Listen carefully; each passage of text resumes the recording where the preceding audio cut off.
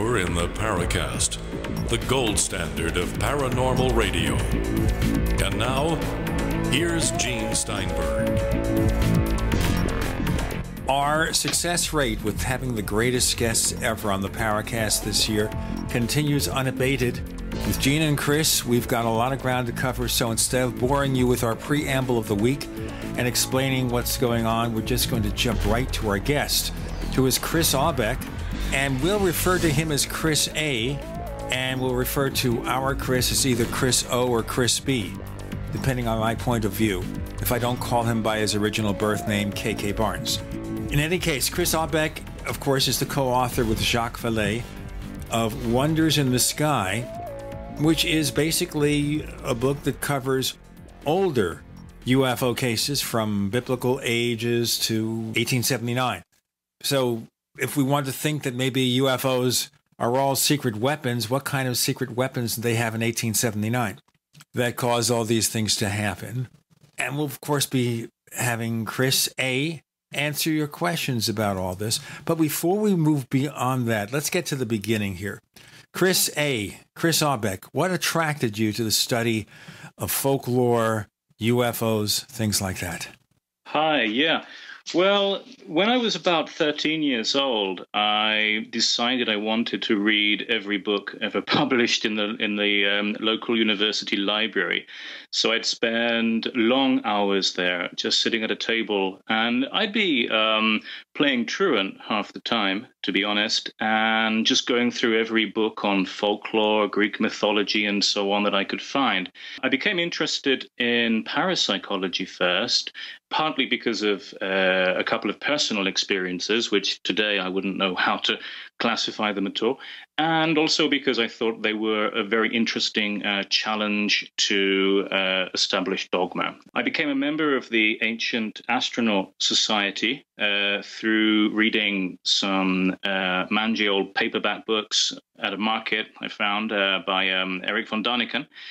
And then I began writing to the authors of some of the articles published there, and surprise, surprise, they replied to me. So I began quite early in that sense. I mean, age 13, 14, 15, I struck up a friendship with W. Raymond Drake, who was one of the first writers in this field, well, in the field of ancient astronauts, that is. Right.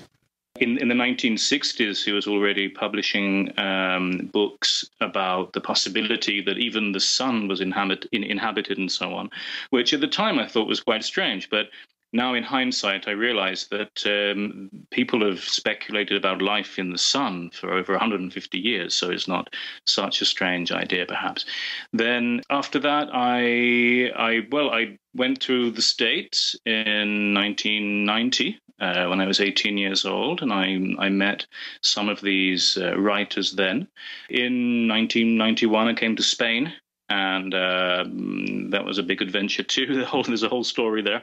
But I just came here with lots of notes and books and things, and with the idea of researching European folklore, looking for more information about ancient UFOs, anomalies in general. Well, here I am all these years later. So I got into the UFO community here in Spain. I was accepted into that, and it just started that way, I suppose. Let me go back to what you said at the beginning of your answer, that you had a couple of personal experiences. Would you care to give us the basics? Well, I became interested in parapsychology when I was about 13 because I felt that I'd heard voices of some kind, and it was quite specific information. So I decided that either I was some kind of radio transmitter, or I was experiencing anything, psychosis or whatever. I began to research it, and I discovered a whole world of interesting experiences, anomalies, books on psychiatry, and so on. And that, in a sense, drove me further into parapsychology. But I wouldn't be able to say that I believe any of the experiences I had at that age were either unique or paranormal. But it certainly inspired me to get deeper into this field. Again, how old were you when this happened? I was around 13 years old. I used to, well, I won't. That's when you had your experiences. Yeah. I mean, then I had them over a period of years. But I was more interested in, finding any kind of explanation I could. And I also discovered, I remember that many young teenagers had this kind of experience. And I didn't feel particularly strange or unique in that sense. And I began getting all kinds of literature on psychiatry, psychoses, and so on to see if I could find some kind of explanation. But, now I was 13 then, and that was 30 years ago. So I would look upon that today from a different level of maturity and experience. Well, a slightly better understanding of science, but it's too late for me to test any of that because, of course, it all happened 30 years ago. You mentioned the interest in ancient astronauts, and we know that even Mr. Drake was not the first writer on the subject. You had Trench, of course, a British author who wrote books on the subject. Also, Desmond Leslie wrote the first part of Flying Saucers Have Landed, the contactee book about the experiences of George Adamski. But a lot of people ignored part one of the book, which was, of course, about ancient astronauts.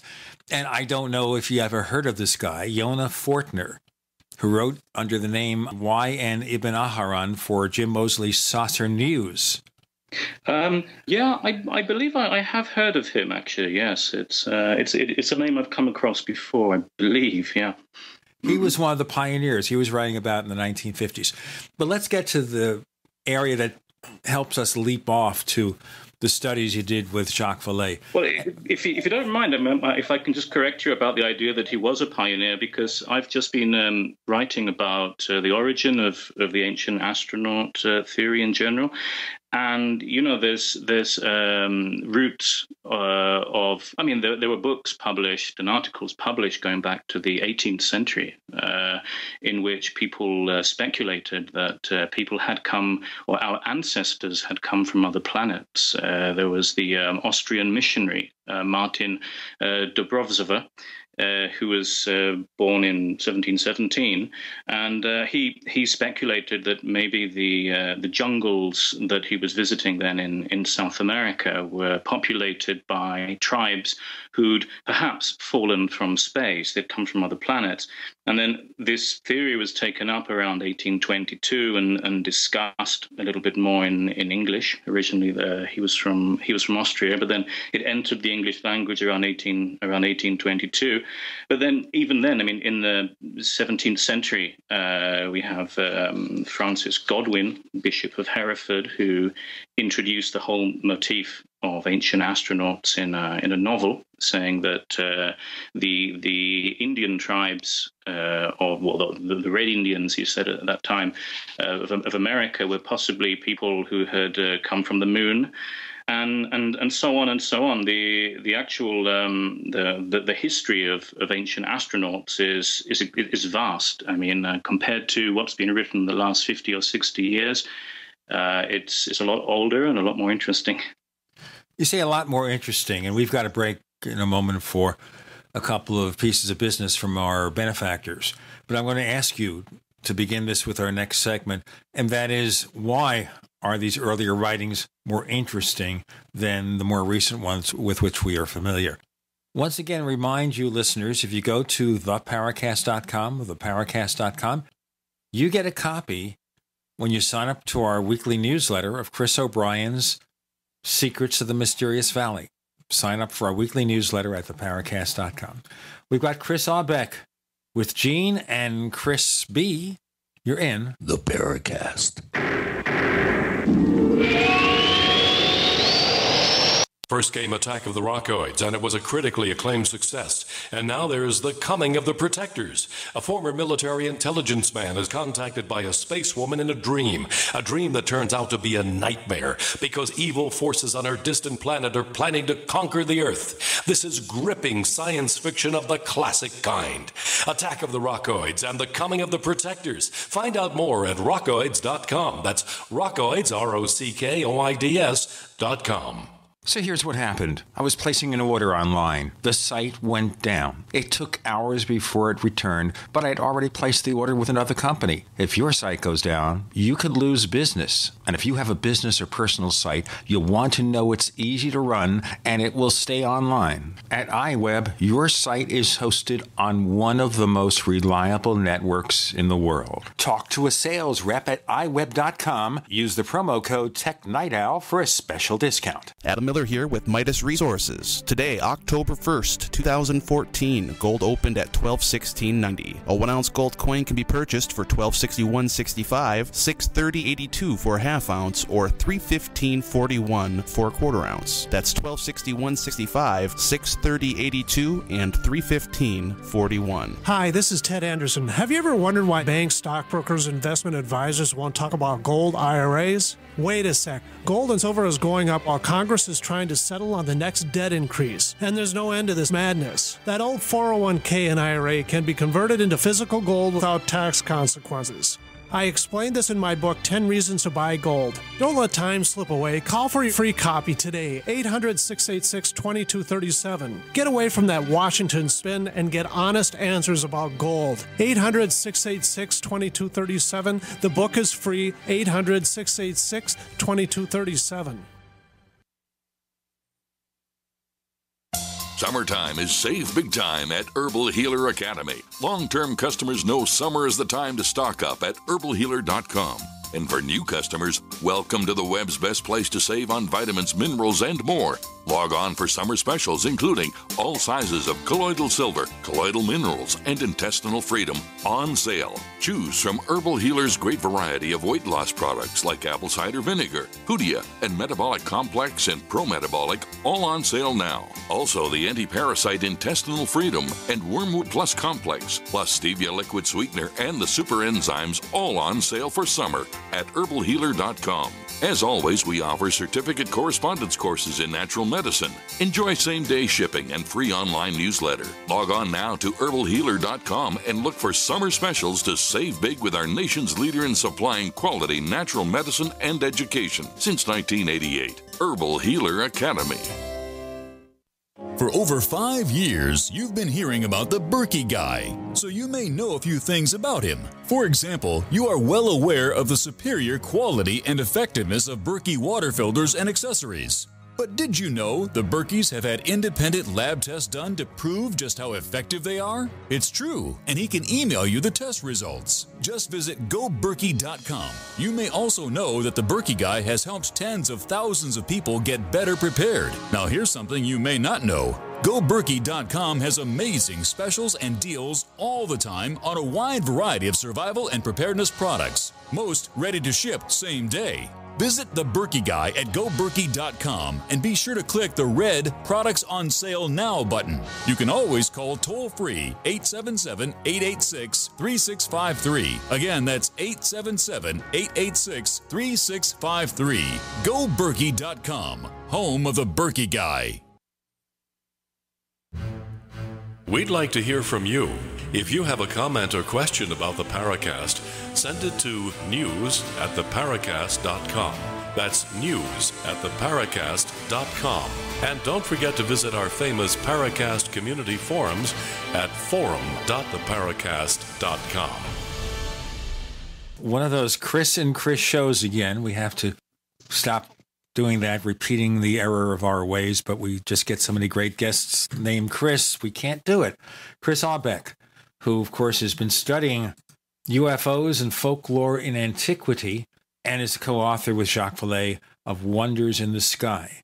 Now, Chris A., you were telling us at the end of the previous segment how some of those older writings about possible ancient astronauts seem more interesting to you. Why?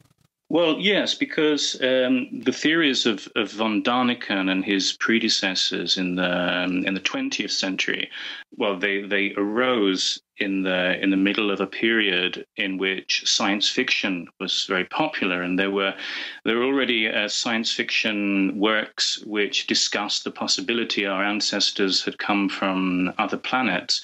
So when the same ideas can be found in books published in the middle of or the beginning of the 19th century in France, science fiction was beginning to blossom at that time. It almost seemed to erupt in a kind of vacuum. At least it didn't have a fictional basis. So there are many French writers who began to say that the fossils that we find under our feet had possibly fallen from the sky after the explosion of a planet, a kind of 9th or 10th planet, or however you want to count them, and that people had fallen to Earth among artifacts and pieces of masonry and signs of civilization and so on, and that the animals, even the dead ones, had been scattered from this wrecked planet in space and fallen on the Earth. And this was one of the earliest ideas about the origin of fossils. People wondered whether, well, not people, but a certain number of people wondered whether fossils that later Charles Darwin would turn into the basis of his theories of evolution had come from another planet. And even this idea really is a lot older than that, because prehistoric tools, flint knives and so on, had often been attributed to beings in space, to intelligences above the sky. So there's a definite vein of interest in the ancient astronaut theory going back many centuries. And even towards the end of the 19th century, just 50 years before it was reintroduced in the flying saucer age, people were already speculating about whether our ancestors had come from outer space. So I find that the history of it to be much more interesting because it emerged in an imaginative vacuum, in a sense. There was nothing in science fiction at the time to suggest that it was a popular idea. Well, certainly, let me ask your viewpoint about this. Do you think that what we do report about interactions with higher beings in biblical times, that as far as you're concerned, it does indicate that we got into contact with E.T.? And I'll just say it. Was God the pilot of a spaceship or the general? Well, in my opinion, most of the cases that are proposed as abductions or UFO sightings in the Bible were not. They were just symbolic representations of God. Or if you look at these sightings, at these events in their original context, you quickly reach the conclusion that they were created as stories for a specific purpose. They certainly weren't created so that 2,000 years later we could wonder whether these wheels were made of metal and had motors attached and so on. I think that virtually every story I've seen from a biblical source or an apocryphal source can be explained, whether it was some kind of symbol, or sometimes it was just the evolution of a prior idea, whether that was wheels within wheels and whatever Ezekiel said he saw, or manifestations of chariots of the gods. Generally speaking, the Bible is not a very good source for UFO cases. I wonder how the people who set down the Bible would think about the way today we have billions of people taking words like that literally. I would say that the people who wrote the Bible, who are many people writing each part of it over a period of time, would probably think that we're wasting so much there's so much imagery without giving it any meaning, because at that time practically all imagery, symbolism and sightings, as it were, had some kind of meaning. They had some kind of function in their original historical context, whereas today we just open any web page on this matter and we see all kinds of strange sightings in the sky, and there's absolutely no symbolic explanation at all. So I imagine that from their point of view, it would be very surprising that we're not trying to interpret these strange wonders in the sky in a religious or political way. What is your feeling about this personally? Do you think that the beings that we met up with through the ages were visitors from other planets, really? Well, it would be a nice idea. I'm not against the possibility that some of the cases that we've been collecting over the years show, I don't know, some sign of intelligence at least. It would be wrong to think that that we have to reject all of that material as misinterpretations or fantasies and so on. So I would like to think that among all of that, there's some indication of intelligent life or some kind of visit from elsewhere. But my interest in UFOs doesn't stem from any kind of belief system. And to be honest, if tomorrow it was somehow demonstrated that none of this had a basis in reality, it wouldn't shake me at all, because that's not the reason why I study UFOs and folklore and so on. So yeah, it'd be great. I hope there is signs of extraterrestrial visitation among these stories. But if there's not, well, that's fine too. After the break, I'm going to give you the opportunity to answer one question before Chris B. takes over. And that is, now that we are learning more and more about the potential for life of some sort to exist on other planets in the universe, possibly billions of life-bearing planets. We see here now that we possibly have billions of life-bearing worlds, which means possibly some of them are able to travel into space, maybe from star to star, not just planet to planet. Of course, I wouldn't presume to guess whether they can engage some form of warp drive, or even if such a thing actually exists. So Chris will ask you in our next segment whether you feel that is, in a way, proof that maybe something like that did happen in the past and is happening now. More to come. Our guest is Chris Aubeck with Gene and Chris B. You're in the Paracast. The nation's largest independently owned and operated talk radio network. The Genesis Communications Network. GCN. Is there a secret UFO agenda? Do strange creatures from the darkest corners of the mind roam the earth? Is there evidence for mind control, time travel, or devious government conspiracies? Find out the inside scoop on the latest conspiracies, paranormal activity, and Fortean phenomena when you subscribe to Tim Beckley's Conspiracy Journal. It's jam-packed with stories, special book and DVD promotions, and the best news, it's absolutely free, sent right to your mailbox. Plus, a bonus free email newsletter sent out every Friday. Simply send an email with your name and address to Mr. UFO at webtv.net. That's Mr. UFO at webtv.net. Find out what they don't want you to know.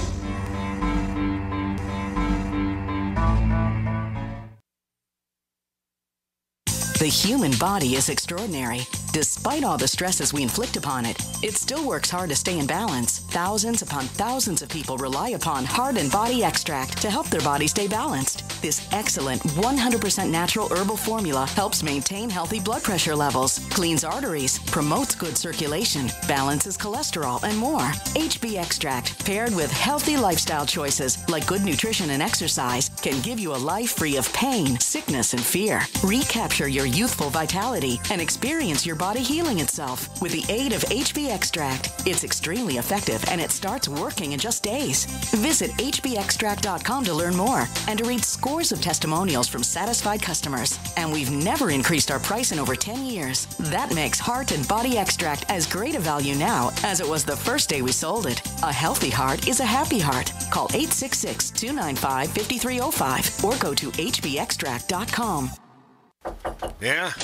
Did you want to see me, sir? Well, I did, but now that I do, I'm not so sure. Sir? Johnson, I got a mission for you that could change your life. Oh, good, sir. It involves traveling halfway around the world without so much as half a clue of where you're going or what you're going to do when you get there. Situation normal, sir? Uh-huh. But I'll be leading this mission, Johnson, so I'll be telling you what to do. You, sir? That's right, Johnson, and I say first things first. Oh, good plan, sir. And what I say is first is food. Always remember that, Johnson. Food is a big deal. Sir, my brother-in-law can get us a really good deal on some surplus MREs. Johnson, if you've got half a brain and that empty head of yours, you'll call the freeze-dry guy like I did. That food is better for you, it rehydrates faster, and it's good, Johnson, and it keeps for up to 30 years. Will we be gone that long, sir? I hope not. Now get your supplies organized and meet me down to the pier at dawn on Sunday. We sail at sunrise. Yes, sir. This adventure is brought to you by the Freeze-Dry Guy. Call 866-404-3663 or visit freezedryguy.com. If you need to say happy birthday, happy anniversary, thank you, or simply I'm thinking of you, ProFlowers.com is the key. ProFlowers has stunning bouquets, like the best-selling 100 blooms for $19.99. Plus, ProFlowers will include a glass vase for free. Sending someone a wonderful surprise of beautiful flowers sent fresh from the fields is easy. Choose the bouquet you like, pick the delivery date, and each order is 100% guaranteed. Plus, all bouquets from ProFlowers are guaranteed to last at least 7 full days. Beautiful, fragrant flowers, picked fresh and sent to your loved one for lasting enjoyment. To get this incredible savings and send someone 100 gorgeous blooms with a free vase for $19.99, go to proflowers.com, click the blue microphone in the top right corner, and enter code PLOW. That's proflowers.com. Click the mic and enter code PLOW.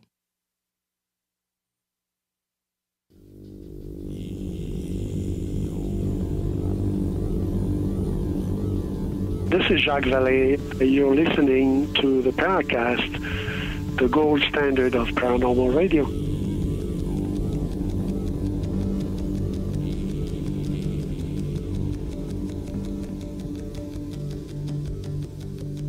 Chris Aubeck is joining us. We're talking about UFOs, ancient astronauts, folklore, UFOs in history.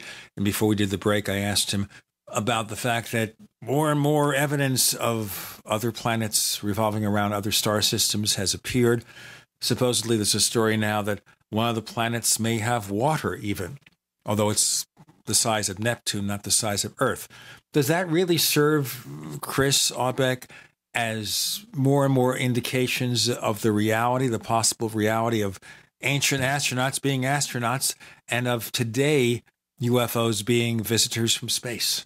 Well, at least it opens the door to interesting new possibilities, of course. It's great to find evidence that planets do exist which might be life-bearing. And, I mean, statistically, it seems to be a certainty that there are other planets which we could call neighbors in a sense. I mean, they're life-bearing neighbors, potentially. The problem really is that there's no evidence that any of these planets have anything to do with whatever we see here on Earth. Although it's a very nice idea, I would never be able to join those two dots because there's no indication that anything has ever flown from one of those planets that we haven't really seen yet to here on Earth where we don't have any proof either. So, yeah, it'd be a very nice idea, and I hope it's true. And if it hasn't happened already, it would be great if it did happen in the future. As I said before, I'm not really counting on it. It's one theory to explain the kind of stories that we've been collecting. It's not maybe the best theory, but it's certainly among those which deserve the popularity it has. Chris O'Brien here. First of all, I want to welcome you to the show. I've been a huge fan of Jacques Vallee's for many years, since I was a kid, really. And I was very, very excited to see you as a co-author for Wonders in the Sky. And we were just briefly talking about the Bible before. We have a thread at our forum at forum.theparacast.com where our listeners can ask questions of our guests. And Alien Esquire has an interesting question relating to biblical images. And he asked, to what extent, if any, has your research focused on interpretations and the symbolism of UFO and mythical objects as featured in biblical and or non-secular artwork from historical periods such as the Renaissance? There's been an awful lot made of these strange little craft that are in the background in the sky and in Renaissance paintings and other paintings from the Middle Ages. Has your work really focused on any of these, and what do you make of those? Well, when we were compiling the book, we did consider having a section on UFOs in art. The idea is very nice that over the centuries, UFOs have been depicted in artworks, and why not? On cave walls and so on. The problem that I personally have with this, and after discussing it with Jacques, we sort of came to this conclusion, I suppose, that there's no real indication in any of these paintings that what they were depicting was the UFO phenomenon or the UFO phenomena. What we see in general are religious symbols, whether that's eyes. I mean, it could be eyes or triangles or angels and so on, which made a lot of sense when they were painted to the painter, and they made a lot of sense to the people who were paying for the painting too, because most of these pictures were made to order basically, and each element in these pictures made sense to the people of the time. Otherwise, they probably wouldn't have risked their jobs to create them and sell them to noble families and so on. So I would say that we have to look at paintings representing UFOs with a certain amount of skepticism, because we need to put everything in context. And there are some very good resources on the internet which show where many of these shapes come from. If we find some picture of a UFO phenomenon which cannot be explained in a religious way, it would definitely go in the next version of the book. So far, we haven't really found one. The problem with interpreting images in paintings and on walls, cave walls, graffiti, and so on from thousands of years ago is that we have a very preconceived idea of what a UFO should look like. Therefore, when we see thousands upon thousands of completely abstract and random shapes written on walls, we naturally look or pay more attention to those which look a little bit more like the UFOs that we've come to know over the last 50 years. The problem, in my opinion, though, is that our view of what UFOs should look like is also a little twisted and has evolved over the years, which is why in the 1950s, 60s, 70s, it was very popular in ancient astronaut books to show any creature with antennae as if they were Martians or Venusians, because for a long time that's how we depicted extraterrestrials, with two antennae on top of their heads, which is really just a remnant of the revolution that radio technology caused in the 19th century and the beginning of the 20th century. Like My Favorite Martian, the TV show from the early 60s. Exactly. Ray Walston with his antennas that come up out of his head. Yeah, exactly. We have a kind of deep-seated and probably forgotten awe of technology, of communications technology. If you look at, if you read a book like Haunted Media, for example, which I read recently, about how technology evolved in the 19th century and the beginning of the 20th, to become a part of our cultural inheritance. We we looked upon new technologies like that, like radio transmitters and so on, as something practically parapsychological in itself, which is why mediums in the 19th century were often talking about how spirits communicated using a kind of radio waves, and they would themselves call themselves like human radios, transmitters, and practically all of the components of spiritualism in the 19th century were drawn from new technologies. So when we look at paintings and sketches and things in ancient books, in other media, what we really tend to do, we gravitate towards picking out those which remind us of our own idea of what a UFO looks like. But unfortunately, most of the time it's from science fiction or it's something like that. Because if you look on YouTube today, virtually all UFOs look entirely different. In general, they're just points of light or blobs of color in the sky. And it would be very difficult to find ancient depictions of exactly what we see today as UFO phenomena, because they were just these amorphous. I mean, today what we see are normally amorphous shapes. Even the idea of a flying saucer is pretty much old hat in a sense. But people seeing a shape that looks just slightly like a flying saucer in an Egyptian tomb or somewhere like that would very quickly say, well, there you go, there's a spaceship. Right. This is the problem. You need some kind of historical perspective of all of this to make sense of it. And a lot of it just comes from our own prejudices and tendencies to find patterns. Right, like the prevailing cultural context. Yeah, exactly. If tomorrow I find, and I probably will, a story in an old newspaper that says that angels appeared and they had green skin. I mean, right now, some people will say, oh, look, there we have some reptilians. And maybe 30 years ago, they'd say, wow, look, green-skinned Martians. We can get into that perspective in our next segment. Chris Aubeck joins Gene and Chris B. You're in the Paracast. Great minds think alike. The network for the independent-minded. The Genesis Communications Network. GCN. Attack of the Rockoids has been well received by critics and readers alike. It's a thrill-a-minute story you'll never forget.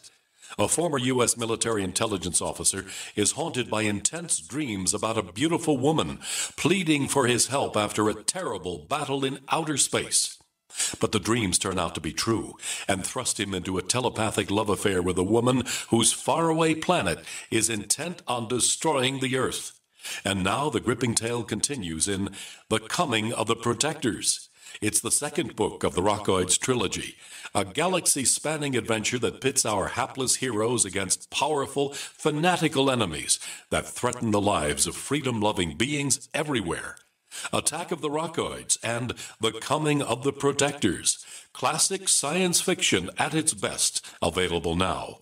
For more details, visit rockoids.com. That's ROCKOIDS.com. Have you heard? Proactive Plus is faster and better than ever. Stay tuned for a $1 million bottle giveaway, and you'll also receive free shipping. Do you have troubled skin? Acne? Well, we have great news. With Proactive Plus, your acne can heal, and you can help prevent new breakouts from happening. Don't miss this limited time offer. Give us a call at 800-538-5252 because we're going to let 1 million people try Proactive Plus risk-free and get 2 free gifts and also receive free shipping when you call right now.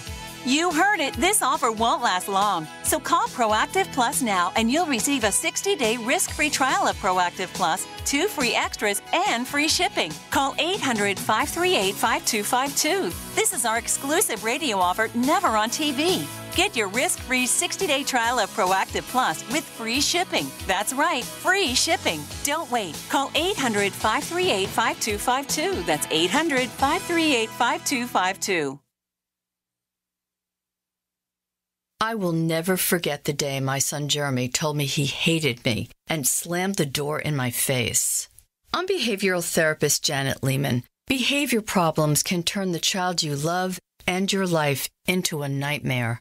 That's why my husband James and I created the Total Transformation, the step-by-step program that shows you how to fix the worst behavior problems and get your child to respect and listen to you again. No matter what the behavior, defiance, backtalk, angry outbursts, disrespect, we can help you stop it. Now you can get the Total Transformation for free. All you need to do is get the program and let us know how it works for you. You can keep it forever for free. Limited number of free programs available. Call now. 1-888-912-1595. 1-888-912-1595. That's 1-888-912-1595. 1-888-912-1595. Hi, my name is DeRay, suffering from migraines, having Botox injections in my head and neck to alleviate pain, costing $1,500 out of my pocket. I discovered Dr. Ortman and Gentle Touch chiropractic adjustment called Nuka. I'm migraine-free since my first adjustment. Thanks for giving me my life back, Dr. Ortman. I wish they prescribed you instead of Botox. Thanks, DeRay. Putting the bones back in place is only half of the solution. We design a nutritional supplement program the body can handle, actually absorb, providing nutrients, targeting the problem area. Between Nuka and nutrition, we will have you on the road to a faster and more permanent recovery. Look us up on the web at drortman.com or call 952-303-9124. Let us help you feel better faster. Wellspring Spinal Care at 952-303-9124. Again, that's 952-303-9124. Or on the web at drortman.com. Hi, this is Don Ecker, and you are tuned into the Paracast. Let me tell you what, you're going to hear stuff here that you probably won't hear anywhere else. Hear that, George Snorri? So, Chris Aubeck, what we're saying here is we're viewing these in accordance with the cultural perceptions of the time. So, so depending on what we envision aliens to be, that's what we get. What we see is what we get. Of course, the big question is, therefore, what is the reality without the cultural interpretation? Well, I think it's necessary to change the way we look at UFO cases. This is something that I'm working on now. I have a project which I've been working on for a couple of years with another ufologist called Martin Schoff, who's another British ufologist, and really he has an incredible brain for analyzing UFO reports, particularly historical ones, which is what we're focusing on, using all kinds of resources that weren't available before. I'm referring to digital observatories and things, so we can calculate the positions of the stars and the planet on any day, any hour in history. He also has a deep knowledge of geography and geophysics, meteorology, and so on. So I'm working very closely with him to make sense as many historical reports as possible. And we're compiling many of these now as part of this project, which we hope to release in the near future. And it's going to be the first time anyone's ever approached the subject of historical UFOs in this way. That is, we're going to be looking very deeply into every technical aspect and possible interpretation of every report that that we want to analyze, or which impresses us for not resembling a natural phenomenon or something like that. So with what I consider this new wave of ufologists using resources that weren't really available 20 or 30 years ago, we're going to be able to strip a lot of these stories of their archaic sounding or flowery content, their religious symbolism, and get down to what exactly the witnesses saw, if they saw anything at all. And it's interesting because we've taken books of omens, prodigies, and so on from the 17th century, for example, which in general are either embraced by ufologists in the know of historical UFOs as evidence of alien visitation or whatever, they are rejected wholesale by folklorists and historians as the imaginations of people with a political axe to grind. What I've been doing with Martin, and him particularly with all his scientific resources and knowledge, is to see if there was a kernel of truth behind these very old cases. And we're discovering that many of them do correspond with actual sightings, whether that was a meteor shower or some kind of juxtaposition of planets and so on. And this sort of gives us some hope in a sense, because if we can show that a high percentage of archaic cases were based on actual sightings of real anomalies, at that time they were considered anomalies and not today, then the cases which are even more anomalous, which are very strange, which one might describe a cube with arms and legs or whatever, maybe they too had a basis in reality. So what we're doing, we're looking at everything from the topography to the witnesses themselves, their lives, the weather at the time in many of these places. Using digital resources, we can get very deep into these cases these days and just, as I said, strip away a lot of this symbolism to see what's left. And we've come to the conclusion that many of these cases do, in fact, show anomalies. The thing I wonder about here is we have enough trouble figuring out what somebody said 20 minutes ago. And you look at, for example, political talk radio or cable TV news, especially in the U.S. They can't agree what somebody said 20 minutes ago. So how do we presume to understand what somebody meant 2,000 years ago? Well, 2,000 years ago would be very difficult. We focus mainly on the last 2 centuries. The good thing is that because of the digitalization of public libraries by Google and by practically every library, some way or another, whether independently or not, or through a commercial company like newspaperarchive.com, we can find a lot of reports made by scientists or by soldiers or politicians, people who had absolutely no reason to invent what they were describing, and they just put into their own words the content of their sighting. They just described exactly what they saw, which is very different from other periods in history when there was this tendency to invent stories to give them, to prove some religious or political point. By concentrating on scientific journals, or at least on the observations of people who had no reason to invent the tales, such as captains of ships, for example, we can find a whole series of reliable accounts. And of course, today too, which again I'm working on with Martin Schoff, we were able to check many of the smaller details in the statement. So if someone says he was looking through the west window and saw a certain thing over a mountain on a particular date at a certain hour, and at the same time he saw the moon in a certain position of the sky, we can check those details. And once you find enough details that correspond with reality, you end up sort of taking at face value, in a sense, the rest of their testimony.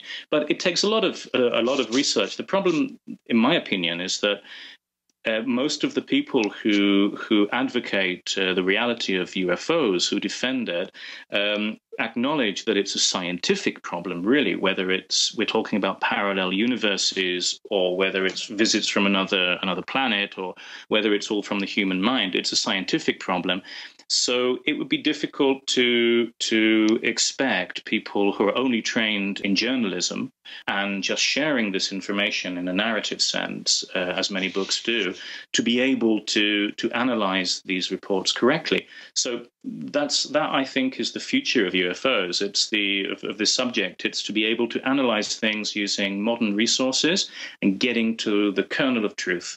And there has to be a kind of revolution in this subject, because, I mean, even young kids these days have access to Google, and all of these instruments one day are going to look very easy to use. But don't you wonder this great emphasis on the fact that it must be ET UFOs, can't be anything else but ET. We need to get the message about our ET visitors out, that the government knows the truth and we want disclosure. Don't you think that really inhibits proper research into what's going on? Well, I haven't watched TV since the year 2003, and I don't buy any of these UFO magazines and so on. I don't subscribe to anything, and I just work with the material on my own, or in collaboration with a colleague. So I don't find any of these books and magazines to interfere with the process of research. I think that if you focus on these materials, on this media as your main source of information, then sure, yeah. Oh boy, the taint. Yeah, that's a problem that we discuss here at the Paracast quite often. Is how people, I think, have become lazy. They tend to become educated by the media, by some of these TV shows that are there to actually sell soap and fill up spaces between advertising blocks.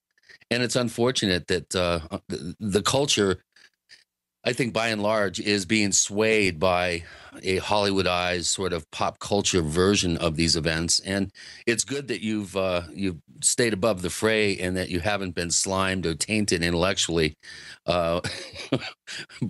by this very unfortunate and I would say almost, disturbing trend that's going on, at least in the Western culture. And it's just, I can't emphasize enough how important it is to find good researchers and good authors and to do your own research, listeners, and make up your own mind based on really well thought out research. Chris Aubeck is here with Chris B. and Gene, or Chris O. and Gene, or however you want it. You're in the Paracast. Not just an alternative to the mainstream media. We're the premier independent talk radio network. We are GCN. This is Dan Pilla. Do you owe the IRS money you can't pay? Are tax debts crippling you? I've defended people from the IRS for over 30 years. I've helped thousands, and I can help you too. I wrote the book on IRS settlement, and I'm telling you, there's no such thing as a hopeless case. Call 800-34-NO-TAX to finally get free of IRS debt. With the IRS's new programs, there's never been a better time to solve your problem. Call 800-34-NO-TAX. That's 800-34-NO-TAX, or my website, danpilla.com. We the people grow cotton, weave fabric, engrave ink, embed strips and fibers to protect from counterfeit, then carting to a private bank, having it lent back at interest, forcing taxes to service debt. This capitalism, or was Jefferson correct when stating a central bank issuing the public currency is a greater menace to the liberties of the people than a standing army? Hi, Ted Anderson. I'm placing a free silver dollar in a book that explains our monetary system. Call for your copy, 800-686-2237. It's time to understand the system. Call 800-686-2237. That's 800-686-2237.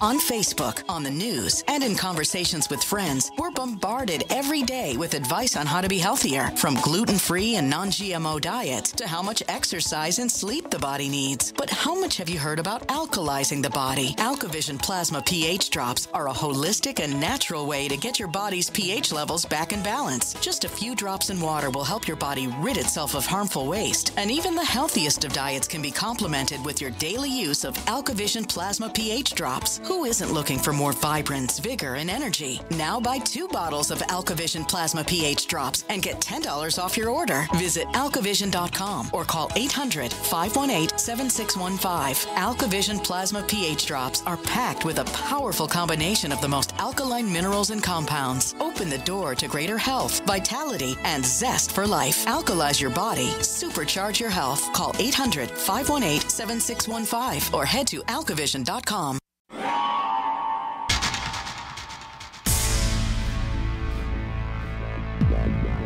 Welcome back to the Paracast, the gold standard of paranormal radio. And now, here's Gene Steinberg.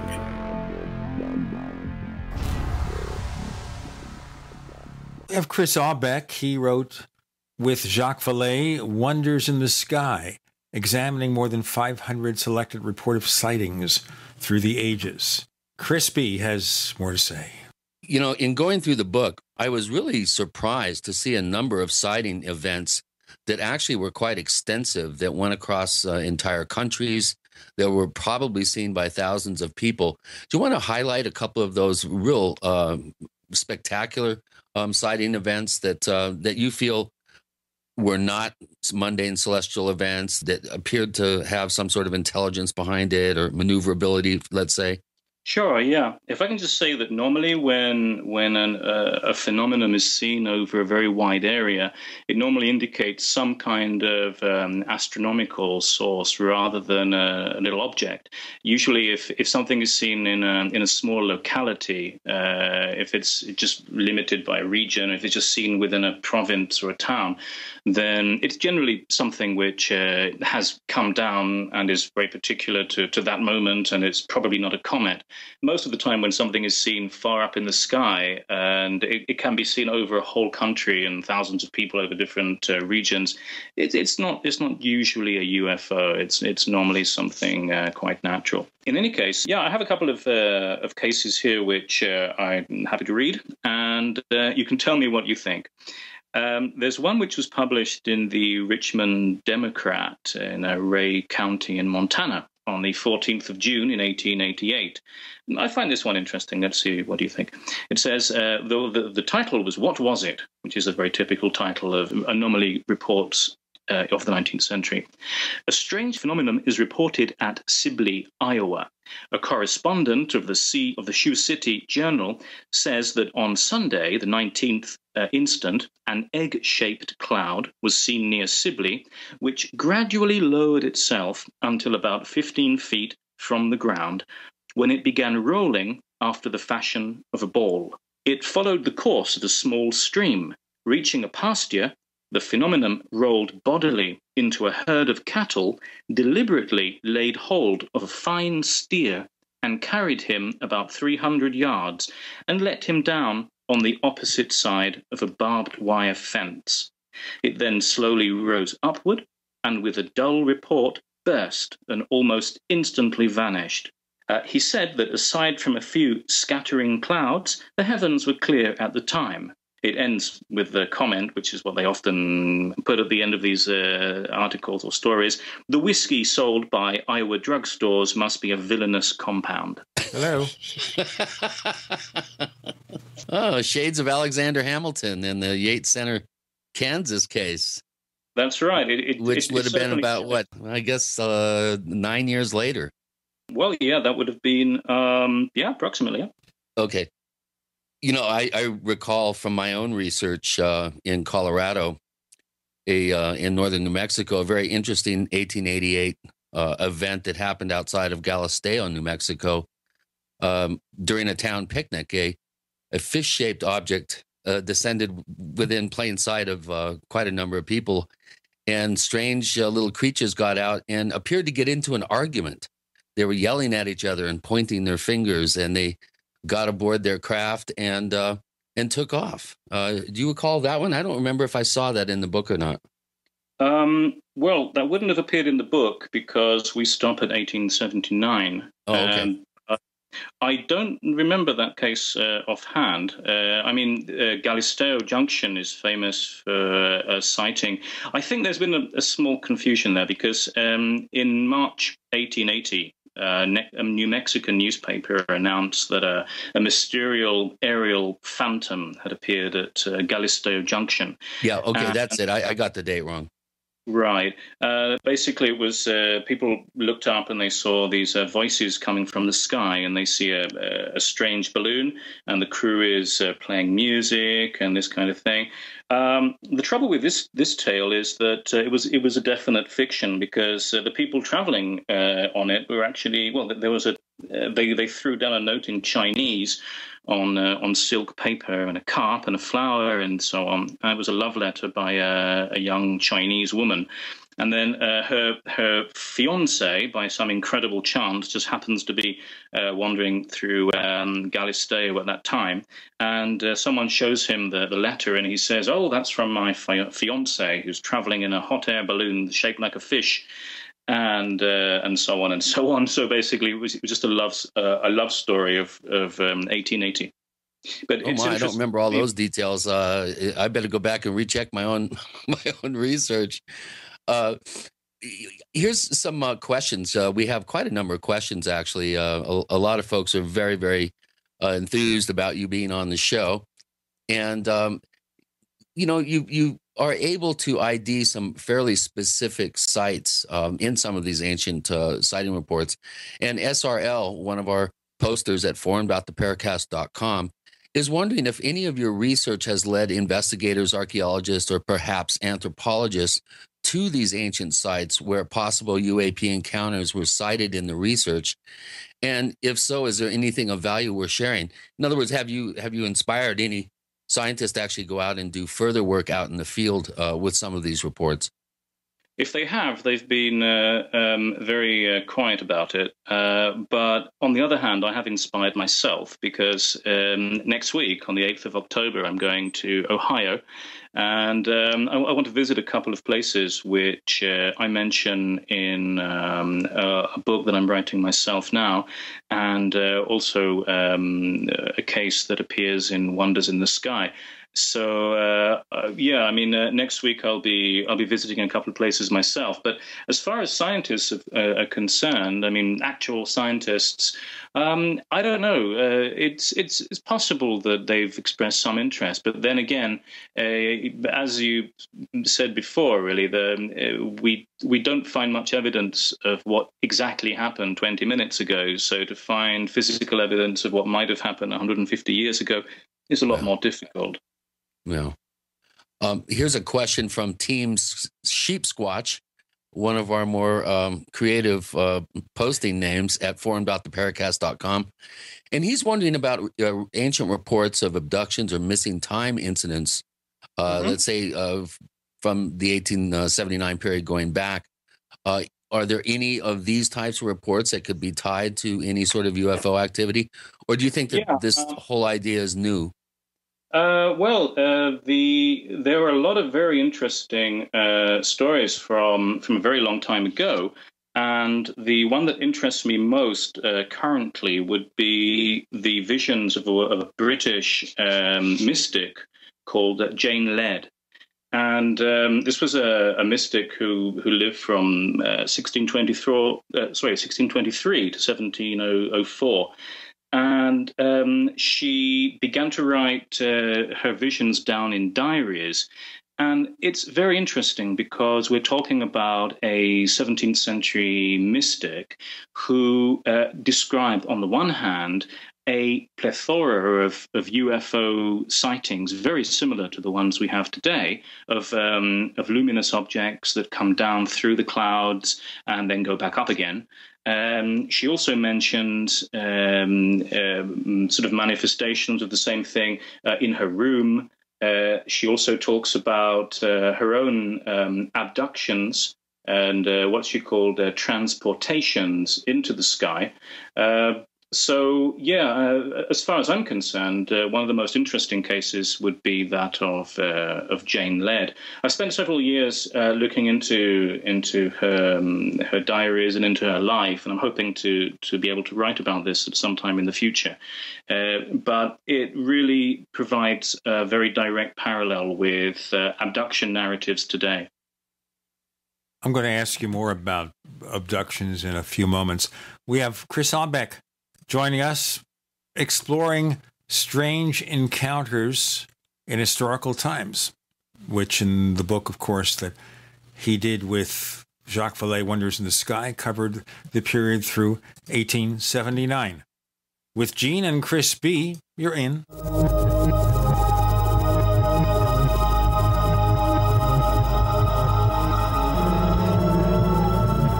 Do you need a website? Well, you can get a great deal on hosting services with Namecheap's legendary coupon code. They're offering substantial hosting discounts on shared hosting, business hosting, VPS hosting, reseller hosting, and even dedicated servers. Namecheap is preferred by millions. It's backed by a money-back guarantee. Use the coupon code LEGENDARY to cash in on the special deal at Namecheap.com, Namecheap.com. First came Attack of the Rockoids, and it was a critically acclaimed success. And now there's The Coming of the Protectors. A former military intelligence man is contacted by a space woman in a dream that turns out to be a nightmare because evil forces on our distant planet are planning to conquer the Earth. This is gripping science fiction of the classic kind. Attack of the Rockoids and The Coming of the Protectors. Find out more at rockoids.com. That's Rockoids, ROCKOIDS.com. Mike Stenerson for Midas Resources. At no time in history have precious metals been more important, certainly not in my 22 years in the industry. The dollar has lost over 90% of its value in the last 60 years. No fiat currency has ever survived the government printing presses. Ours is not immune. The time is now to be proactive. 1-800-686-2237, extension 116. Anything tied to the dollar is at risk. CDs, annuities, 401ks, IRAs, stocks, bonds, you name it, so decide. Do you want to leave a legacy of wealth or debt for your family? The choice is yours. Call me at 1-800-686-2237, extension 116. That's 1-800-686-2237, extension 116. Be proactive, not reactive. Call 1-800-686-2237, extension 116.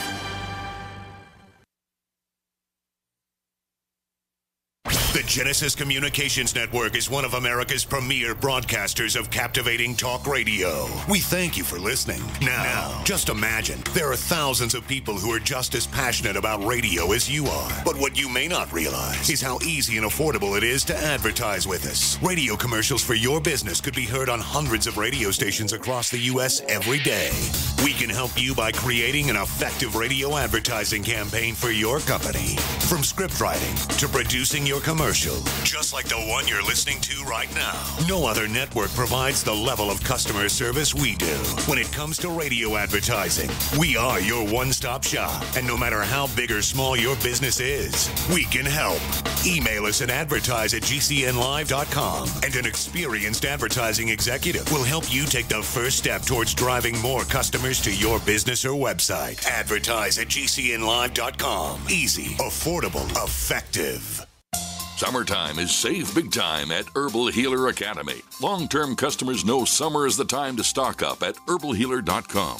And for new customers, welcome to the web's best place to save on vitamins, minerals, and more. Log on for summer specials, including all sizes of colloidal silver, colloidal minerals, and intestinal freedom on sale. Choose from Herbal Healer's great variety of weight loss products like apple cider vinegar, Hoodia, and Metabolic Complex and Pro-Metabolic, all on sale now. Also, the anti-parasite intestinal freedom and Wormwood Plus Complex, plus stevia liquid sweetener and the super enzymes, all on sale for summer at herbalhealer.com. As always, we offer certificate correspondence courses in natural medicine. Enjoy same-day shipping and free online newsletter. Log on now to herbalhealer.com and look for summer specials to save big with our nation's leader in supplying quality natural medicine and education since 1988. Herbal Healer Academy.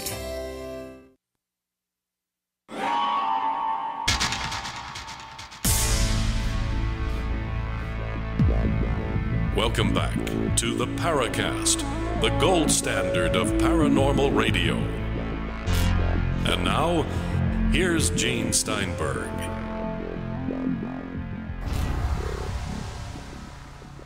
With Gene and Chris in the Paracast, Chris Aubeck joins us. I have the left field question, which I do. These are the questions that never occur to anyone.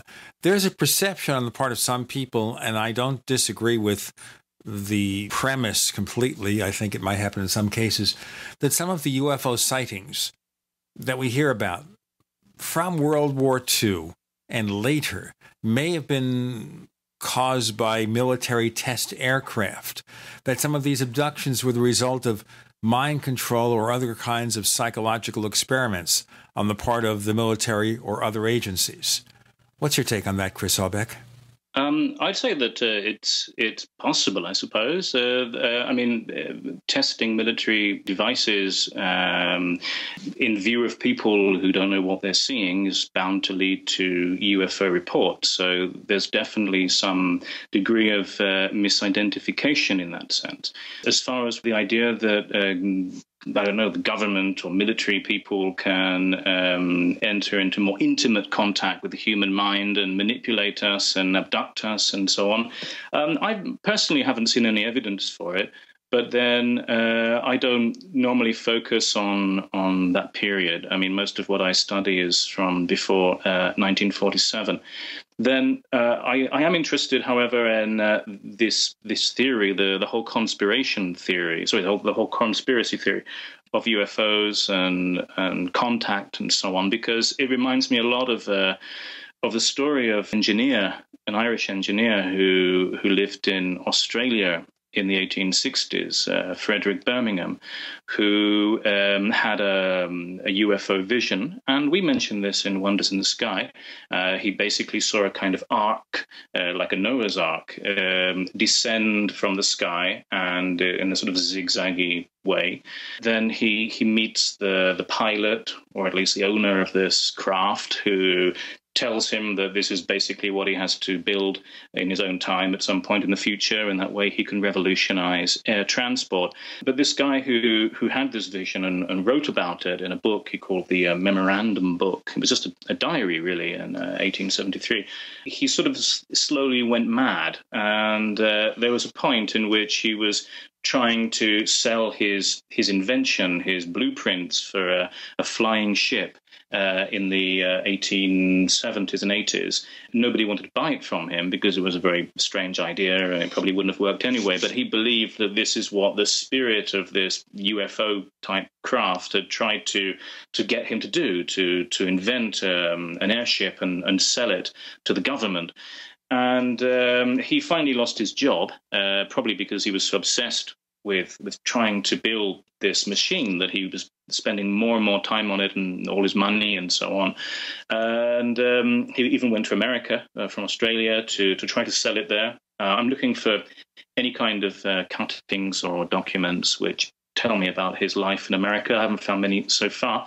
And he finally came to the conclusion that he'd lost his job and his life had gone totally downhill because Queen Victoria and her government were trying to stop his research. He believed, and probably wrongly, that Queen Victoria was somehow sort of carrying out some kind of vendetta or something against him and making him get removed from his government posts because he was working in the government at the time, and trying to destroy him because he thought that Queen Victoria was afraid that if this airship ever fell into enemy hands, then Britain would lose its world dominance.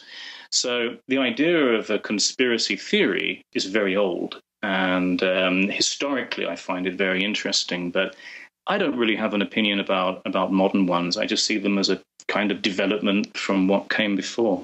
That kind of reminds me of, I think what Jacques Vallee would consider his probably his most important work, which is Passport to Magonia, which he spent years compiling what he then thought were misinterpreted possible UFO-type encounters in the Celtic countries and elsewhere of fairies, leprechauns, brownies, sprite lights, that sort of thing, which harkens back to our conversation about the cultural trappings of the time, kind of fueling the interpretive sense of witnesses, and how that morphs over time. And now that we're a high-tech potentially spacefaring species, we tend to see these things and describe them in more high-tech terms. Do you subscribe to that idea that this particular mystery, the truly mysterious part of it, is morphing itself over time to be more acceptable to witnesses? Or do you think the witnesses are putting the details on these reports? I don't think that the phenomenon itself is evolving in any way, which is probably not a very popular opinion among a lot of your listeners, but I don't believe that the phenomenon is adapting itself. I think that people have always described strange things, and they'll always describe it in their own terms, which is why we find centuries ago tales of flying eyes, flying. There's actually an account from China about flying cups to go with the flying saucers, and people talked about daggers and swords in the sky and so on. There's no reason to believe that UFOs adopted the shape of a sword just because people used swords more commonly at the time, and I don't think that there's any reason to suppose UFO occupants would adopt the shape of a fairy or a vampire or a witch or a devil just because it was what was seen at the time. It doesn't make a great deal of sense to me. I don't know. I feel that what contradicts it is that we believe now that they're extraterrestrials or something. So what we see are also adapted to our expectation of what they're going to be. I don't know. I find it a very strange concept that this changes. But if you study folklore, the evolution of folklore, mythology, legends, you discover that historical personages and tales have adapted to the expectations of every generation. So if you look back at King Arthur or any legendary person, whether it's the Greek gods or whoever, they just constantly are being adapted by our own culture. I mean, Thor today is a superhero who can travel in a spaceship and so on. So personally, no, I don't believe that the phenomenon evolves to meet our expectations. But if our interpretations are evolving over the years, the big question to ask then is what is really behind it? What is the actual phenomenon shorn of all our interpretations of it? Or is it so alien to our consciousness that we have to process it in some way? We're going to have to pursue that in our next segment with Chris Aubeck joining us. We also have many, many, many questions from our listeners. And let me remind you, if you subscribe to our weekly Paracast newsletter, you get a copy of the ebook edition of Secrets of the Mysterious Valley from Chris O'Brien. Just go to theparacast.com, theparacast.com. Right there is a sign-up form, and you'll get your newsletter, and we'll get out the ebook copy to you within a few days. With Gene and Chris B., you're in The Paracast.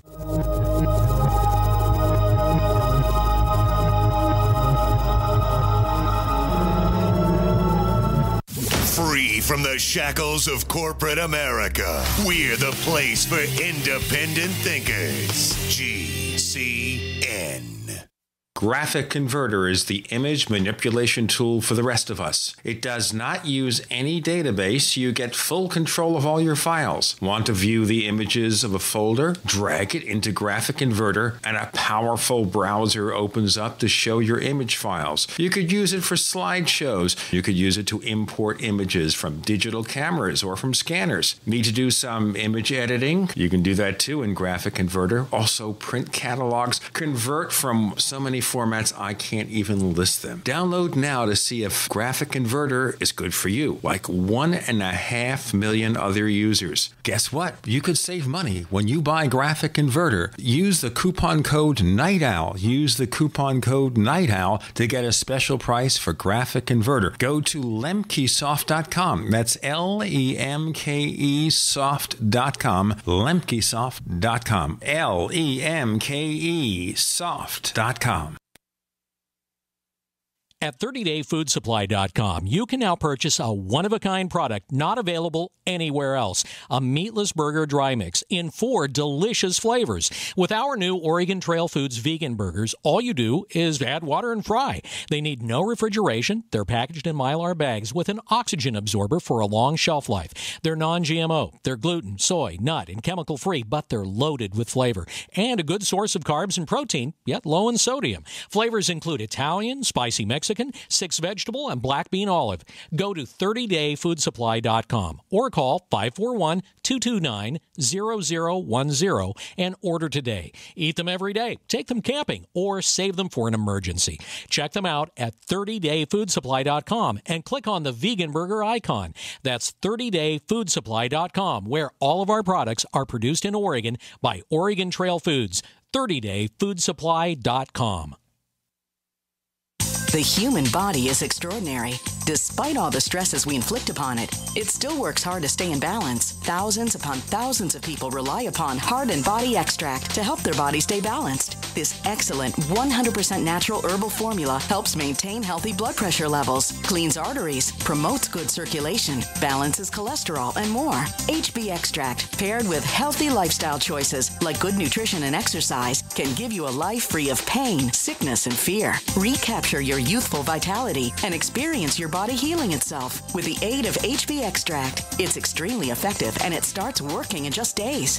Visit hbextract.com to learn more and to read scores of testimonials from satisfied customers. And we've never increased our price in over 10 years. That makes Heart and Body Extract as great a value now as it was the first day we sold it. A healthy heart is a happy heart. Call 866-295-5305 or go to hbextract.com. If you need to say happy birthday, happy anniversary, thank you, or simply I'm thinking of you, ProFlowers.com is the key. ProFlowers has stunning bouquets, like the best-selling 100 blooms for $19.99. Plus, ProFlowers will include a glass vase for free. Sending someone a wonderful surprise of beautiful flowers sent fresh from the fields is easy. Choose the bouquet you like, pick the delivery date, and each order is 100% guaranteed. Plus, all bouquets from ProFlowers are guaranteed to last at least 7 full days.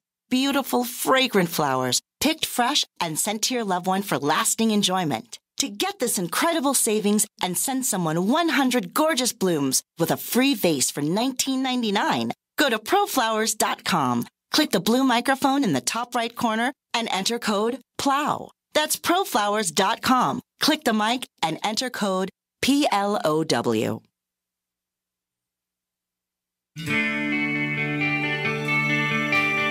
This is Jerome Clark, author of the UFO Encyclopedia and other books.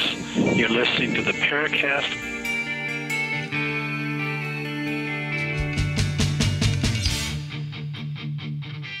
Chris Aubeck, the question on the table before we get back to listener questions and some from Chris B. is, okay, if we're interpreting this in terms of our culture over the years, which we've gone into over and over again, what is the reality behind it all? Well, this is probably the point in which my opinions differ from those of my co-author Jacques Vallee, because I don't see what we call UFO phenomenon as a body of phenomenon in itself. That is the manifestation of a single thing.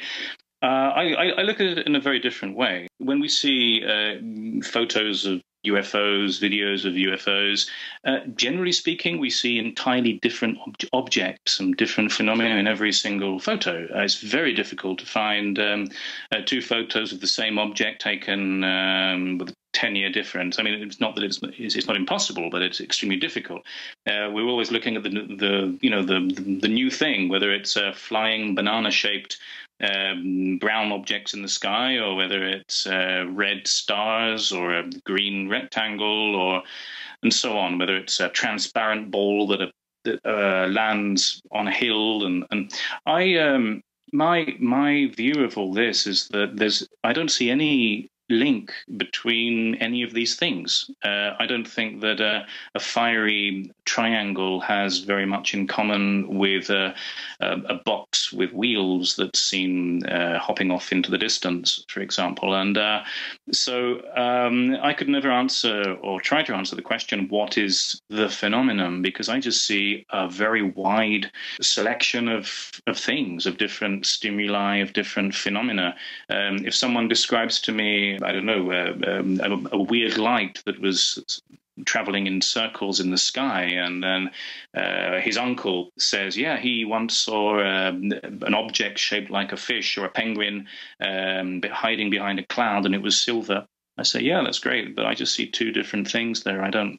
Yeah, this is probably one of the fallacies. There's a kind of logical fallacy here in ufology that everything that is weird is connected just because it's in the sky.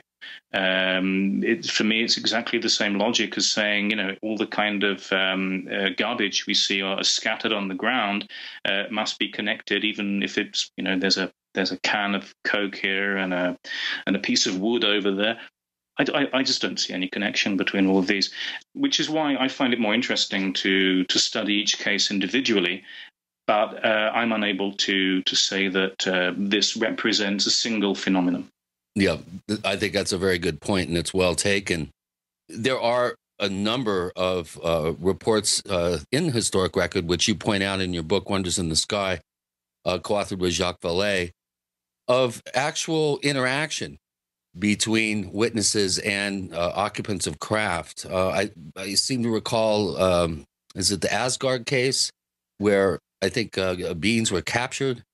I don't have that particular case in front of me, but do you want to describe? Yeah. Well, there was a Bishop Agobard, a French bishop. Yeah, right. That's the whole origin of the word Magonia itself. In Passport to Magonia, it was at the time in France, 1500 years ago or so. People there existed the idea that ships could travel in the sky, and they might even capture people from the ground and so on. And they come from a mysterious place called Magonia. So there are definitely stories of interaction between objects and witnesses, and I find very interesting that there are stories describing landings with people coming out and so on way back in the 19th century. In fact, if you want to, I can read you one. Please. This is one that I want to look into when I get to Ohio next week. It says the following. It's dated April the 5th, 1873, Zanesville, Ohio. To the editor of the Herald, a most extraordinary phenomenon was observed near the village of Taylorsville, a few miles from this city about a week ago. Mr. Thomas Inman, whom your reporter can vouch for as a respectable farmer of unquestionable truth and veracity, related the circumstances to the writer, and, with his son, who was also an eyewitness, is willing to make oath to the truth of this statement. One evening about 2 weeks ago, while Mr. Inman and his son, a young man, were returning to their home from Taylorsville, they saw a light which they describe as looking like a burning brush pile near the zenith, descending rapidly towards the earth with a loud roaring noise. It struck the ground in the road a short distance from them. The blazing object flickered and flared for a few moments and then faded into darkness as a man, dressed in a complete suit of black and carrying a lantern, emerged from it. One evening about 2 weeks ago, while Mr. Inman and his son, a young man, were returning to their home from Taylorsville, they saw a light which they describe as looking like a burning brush pile near the zenith, descending rapidly towards the earth with a loud roaring noise. It struck the ground in the road a short distance from them. The blazing object flickered and flared for a few moments and then faded into darkness as a man dressed in a complete suit of black and carrying a lantern emerged from it. The man walked a few paces and stepped into a buggy, which had not been observed before by either Mr. Inman or his son. There was no horse attached to this supernatural vehicle, but no sooner had the man taken his seat than it started to run noiselessly, but with great velocity, along the highway, and this it continued to do until it reached a deep gully into which it plunged, when buggy, man, and lantern suddenly disappeared as mysteriously as they came. And it ends by saying, this phenomenon is certainly an extraordinary and unexplainable one, and sounds more like the vagary of a crazed brain than anything else. But both Mr. Inman and his son, who are sober men and not given to superstitious notions, agree precisely in their statements and maintain that they are strictly true. So This is a very interesting case for me because in 1873, there wasn't really a body of science fiction or hoax claims in newspapers which spoke about the arrival of a fiery object from the sky, which lands or crashes. In this case, I imagine it lands in front of witnesses, and then it opens, or someone comes out, all the lights go out. A man in black comes out with a kind of light in his hand, gets into a vehicle, which they call a buggy, but there's no horse, there's no propulsion method at all, and it just rides away completely noiselessly and disappears. This is what you might call a close encounter of the third kind from 1873. Although the date has raised a bit of suspicion. I mean, April the 5th. It's not April the 1st, and it does say that the events had happened a few weeks before this. It's extremely interesting historically that they would describe something of this kind. It's unmistakably something from the sky and a supernatural vehicle. I just wonder sometimes when I hear these stories and how our cultural interpretation of UFOs has changed over the years, whether that is the purpose of the phenomenon itself, to kind of influence human development by presenting us with the possibilities. Certainly, more and more people are interested today in space travel. We see the evidence now of other planets possibly bearing life. And you wonder, maybe the presence of UFOs over the years has started us thinking in different directions that maybe we would not have considered otherwise. That's one of the really crazy questions about the UFO mystery, and maybe Chris Aubeck in our next segment can tell us more about what he thinks, or whether he thinks I just posed a wacky question. In other words, to make it blunt, are flying saucers here to make us think? Think about this, folks. If you want to get a free copy of Secrets of the Mysterious Valley by Chris O'Brien, just sign up for our weekly Paracast newsletter. Go to theparacast.com. That's theparacast.com. And after that, you will, of course, have the chance to subscribe, and you'll get your copy in a couple of days. With Gina and Chris, you're in.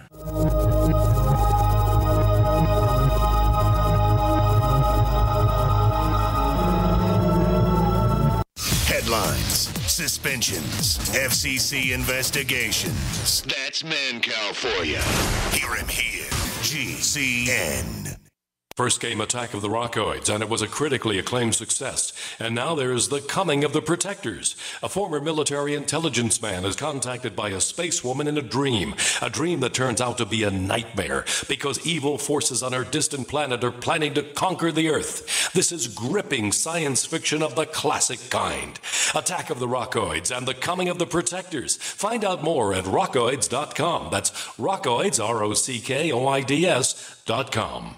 So here's what happened. I was placing an order online. The site went down. It took hours before it returned, but I'd already placed the order with another company. If your site goes down, you could lose business. And if you have a business or personal site, you'll want to know it's easy to run and it will stay online. At iWeb, your site is hosted on one of the most reliable networks in the world. Talk to a sales rep at iWeb.com. Use the promo code TechNightOwl for a special discount. Time and time again. You need to come here and help us. We need assistance, please. Those we should be able to depend on let us down. Federal and state and local officials saying help is on the way. Well, the folks here in Bell Harbor say, show me. Don't depend on the government to save you. Take action now so that you're prepared for the next disaster with MyPatriotSupply.com. Get the best prices on storable food, non-GMO seeds, water filtration devices, home canning equipment, survival and self-reliance books, and more at MyPatriotSupply.com. Call 866-229-0927. We are hurting down here, and we need help immediately. Before it's time to survive, it's time to prepare. MyPatriotSupply.com. MyPatriotSupply.com.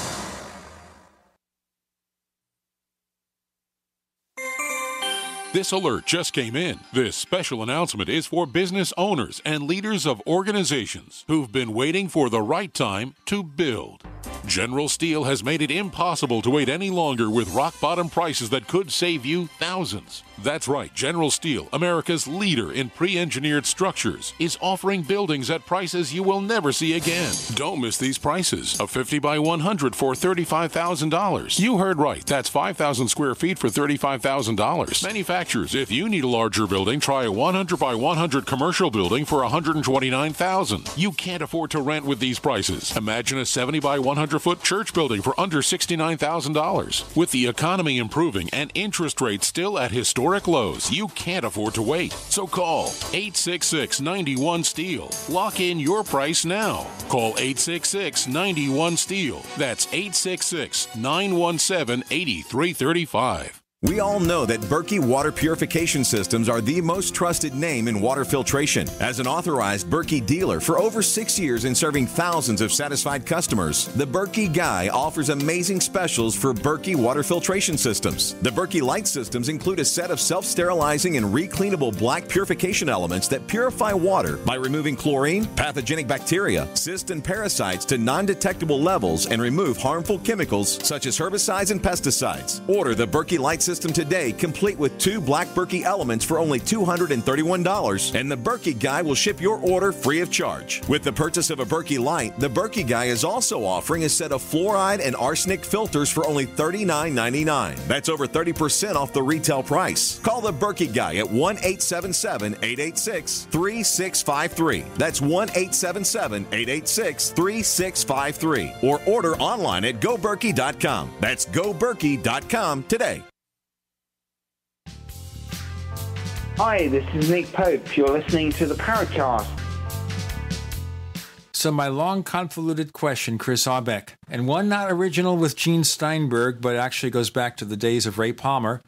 Are flying saucers here to make us think about new frontiers, new possibilities? What do you think? I think that they certainly do make us think. Whether that's their aim or not is another question. But they definitely have made us think. I mean, they've got me into this subject, and they've got a lot of other people posing questions about the nature of reality and the nature of human experience. There have been designs of craft based on descriptions of UFOs. In fact, it was sometime at the beginning of the 20th century, I think, I'll say 1906, but I might be slightly wrong, that somebody designed an airship based on the description given by Ezekiel in the Bible. And this is actually on display in a museum. I don't have my notes here with me about that, so I don't know exactly where that is. But so, you know, over the centuries, people have definitely been inspired by anomalies that they see to understand more. Really, human curiosity originates in things that we can't immediately understand. So whether UFOs are definitely trying to get us to think, or whether the subject of UFOs makes us think, even if they don't exist, or they're mainly a psychosocial figment, I don't know. But it's definitely a pertinent question, and one that I've pondered quite a lot. Here's an interesting question that I have, and that has to do with patterns. You know, as a field investigator and journalist for many years, I've noticed that these events tend to cluster, and they tend to kind of come in flaps or waves of activity. In looking at an incomplete, obviously, historical record, do you have any sense of times where there's been peak periods or waves or flaps of activity, and times when there doesn't appear to be any activity at all? Have you looked into that whole idea of patterning? Yeah, it's a difficult problem because if any event, real or not, helped sell newspapers at some point in history, then it was natural for other newspapers, I mean, whether this is 20th century or previously, to come up with similar stories to sell their newspapers too, because there was a lot of competition among newspaper editors at some point. So whether a flap, a wave, represents actual sightings seen in mass over a period of time, a short period of time, or whether we're looking at the spread of folklore, the spread of rumors, and commercializing that somehow to sell more copies of newspapers, which is really the objective of most UFO cases until they started appearing in books. It's very difficult to say. I have found cases which seem to coincide with poltergeists or with other paranormal activities going on in the same area at the same time, working with Martin Schoff, this British expert in all things meteorological and astronomical, who's doing some amazing work with me using his digital resources and his knowledge of meteorology and so on. We've found very interesting focuses of cases where perhaps they see a flying starfish. That's one of the cases that we found from Montana. And at the same time that this was happening, there were what seemed to be poltergeist or something like that going on quite nearby, in nearby town or by people who were traveling between the two different towns. So I think that, yeah, these things seem to happen in bunches. Whether that indicates that they really are happening like that, or whether this is just a way to exploit the initial sighting or not for monetary gain is another question. I mean, what happened during the airship wave was basically that. Yeah, and that's been pointed out by several researchers, that it's hard to separate the wheat from the chaff when it comes to that particular very celebrated wave of activity. Well, how about behavior of objects? I have a question here from Wade Ridsdale, who's one of our frequent posters at forum.theparacast.com. In fact, he's almost reached the 3,000 post mark. And he's got an interesting question here for you. It says, I don't hear a lot about the falling leaf behavior that's been attributed to the UFO, UAP sightings a few decades back. He doesn't see them in today's reports. Do you have any descriptions in your database from way back in the historic record of these objects exhibiting this falling leaf type behavior as if they're descending? Well, we have seen some cases like that. There was one posted recently. I don't have it right now. I mean, as you know, I have this international research group, which what we do, we exchange material on these subjects. Well, practically every day there's something going through the system, and I know that at some point we have seen cases mentioning this zigzagging movement. The story of Fred Birmingham I mentioned before in Australia, in Parramatta, he drew a sketch of the object, and it seemed to be descending in a sort of zigzag way. So, yeah, I mean, it is possible. There was also talk about the luminous thing in Fatima, seen in Fatima in 1917, and the idea that might have descended or moved at least in this zigzag fashion. It is something that comes up from time to time, but it's definitely not a staple of historical reports, and it's not really a staple of modern ones either. So I don't know where that came from in the 20th century, but I mean, if you look at hundreds of thousands of UFO reports over the centuries, you're bound to find patterns, very minor ones, between movements of objects or colors and shapes. It doesn't always mean that there's a connection there, but it's always interesting to bear that in mind. You mentioned your project, your database project that you have been working on. This comes from Wade Ridsdale again. He's wondering about that. He says, at the risk of sounding like a pisser, despite the names involved, you, Vallee, Jerome Clark, Albert Rosales, and others, he was a bit disappointed in it. He thought that within the group there would be more discussion on the events and the effects and the aftermath of recoded events, but it seems to be just hard facts, dates, general observations, and sources, that type of thing.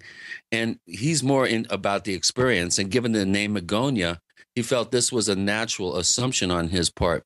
He said, except for 2 brief periods, he couldn't access this vast treasure trove of information that is already stored. Although being on the mailing list, I would get newer reports as they came in. So he's wondering, what is the status of your, your Magonia group? And is there, at some point in the future, will that be made accessible in terms of for researchers looking back into the record? Well, I founded this with a colleague, Rod Brock, in April 2003. It's called Magonia Exchange, and it's called Magonia Exchange for a good reason. Firstly, Magonia, of course, is the word associated with Jacques Vallee's book, Passport to Magonia, but also with folklore and historical UFO sightings in general. But it's also called Exchange for a very good reason. And it's because before then, it was very, very difficult to coax researchers into sharing what they had. At home, tucked away in files and drawers and under the bed and so on their hard drives, because these days we're much more used to sending things off, scanning a document or even taking a picture with your phone and sending it to someone. But 11 years ago, that really wasn't the case. There were points. There were people who would collect information, and if you wrote to them, they might send you something. But there wasn't any system in which people were actively sharing what they already had, and in exchange for sharing what they had, they would receive what others had. It's in a sense, it's like a forerunner of crowdsourcing or something like that. It's in this day and age, Chris Aubeck, you can get a patent on that. Okay, let's do our break right now. We'll have more to discuss about Magonia Exchange and more. With Gene and Chris B., you're in the Paracast.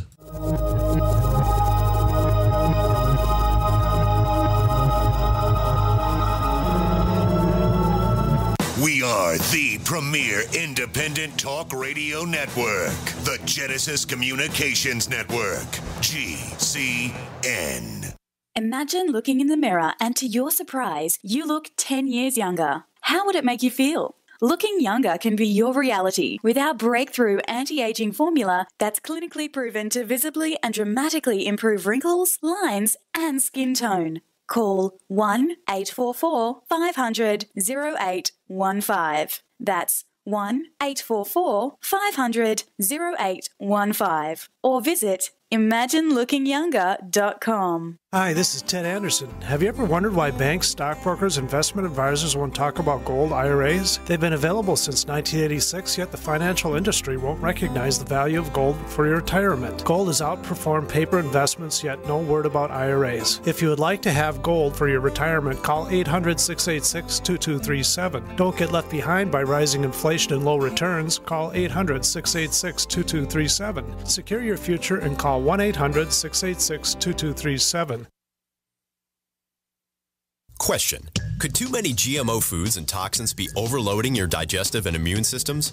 Answer: yes. If you're searching for a powerful detox that's gentle enough to use every day, use Pro EM1 from Terraganics.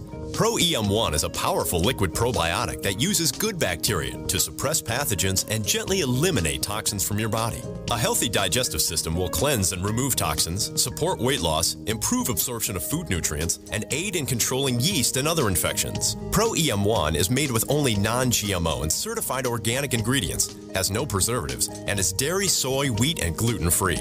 Pro EM1 is the key to your digestive health. Order Pro EM1 Daily Probiotic Cleanse at Teraganix.com, spelled Teraganix.com, or call toll-free 866-369-3678. That's 866-369-3678. Also available through Amazon Prime. Pro EM1 from Teraganix. Life's getting better.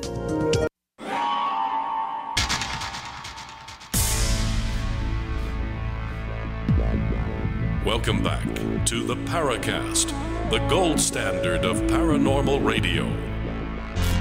And now, here's Gene Steinberg.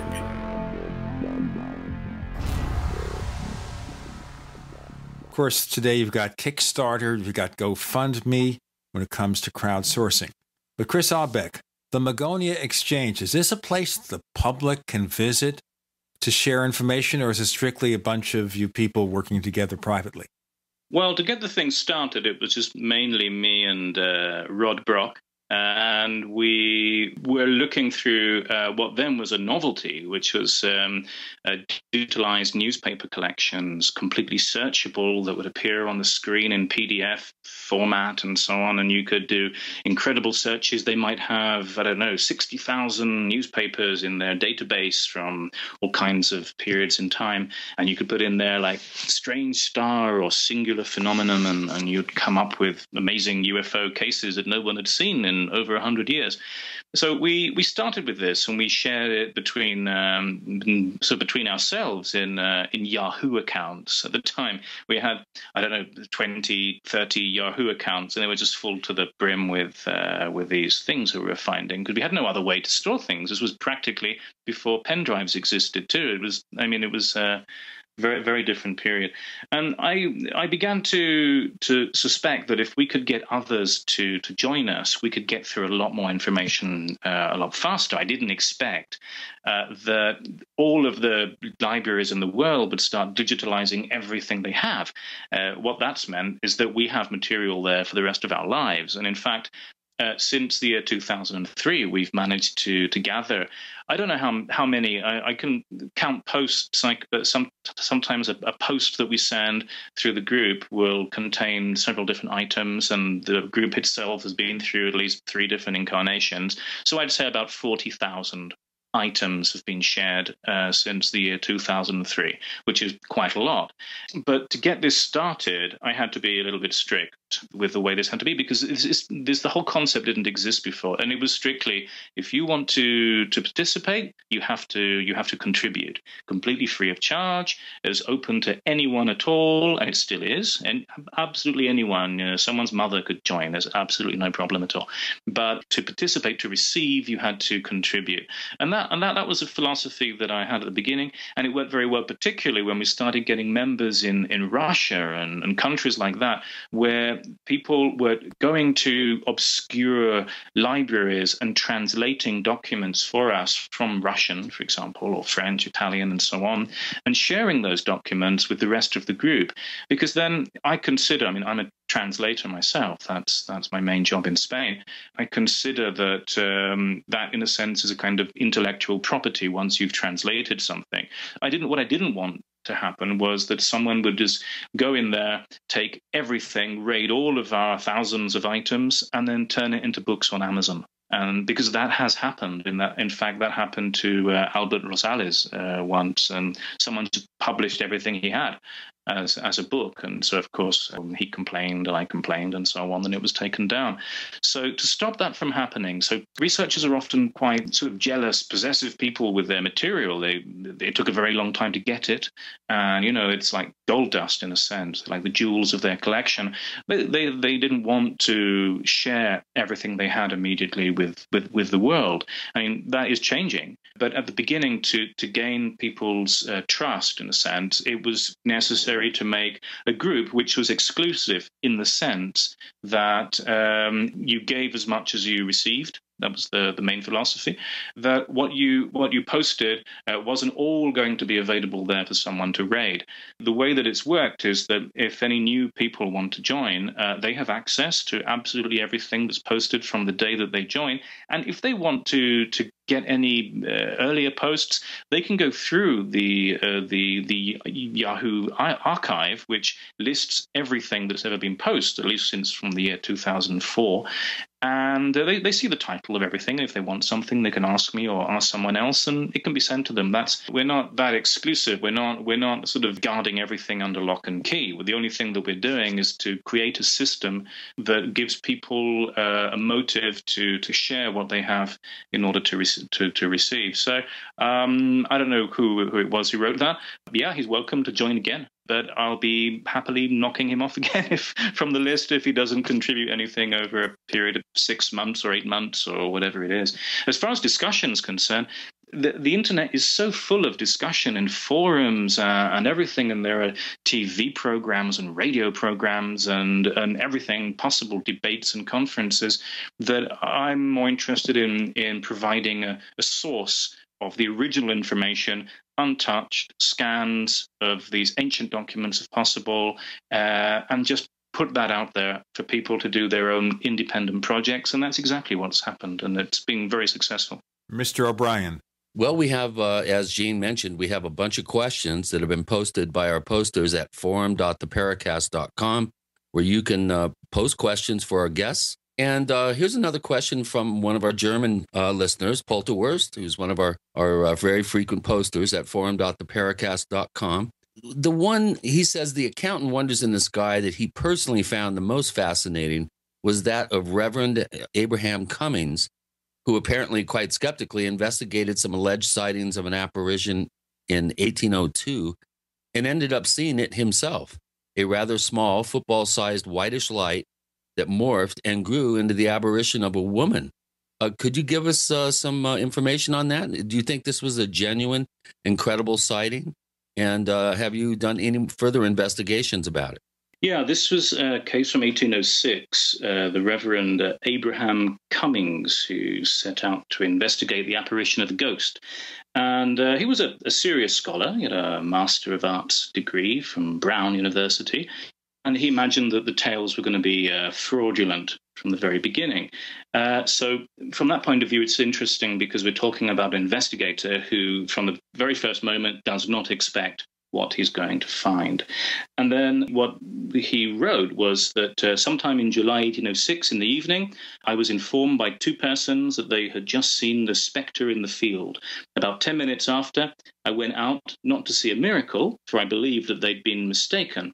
Looking toward an eminence 12 rods distance from the house, I saw there, as I supposed, one of the white rocks. There were, because the people thought that they were rocks, or he thought there might be rocks that people were seeing. He wrote, "This confirmed my opinion of their spectre, and I paid no attention to it.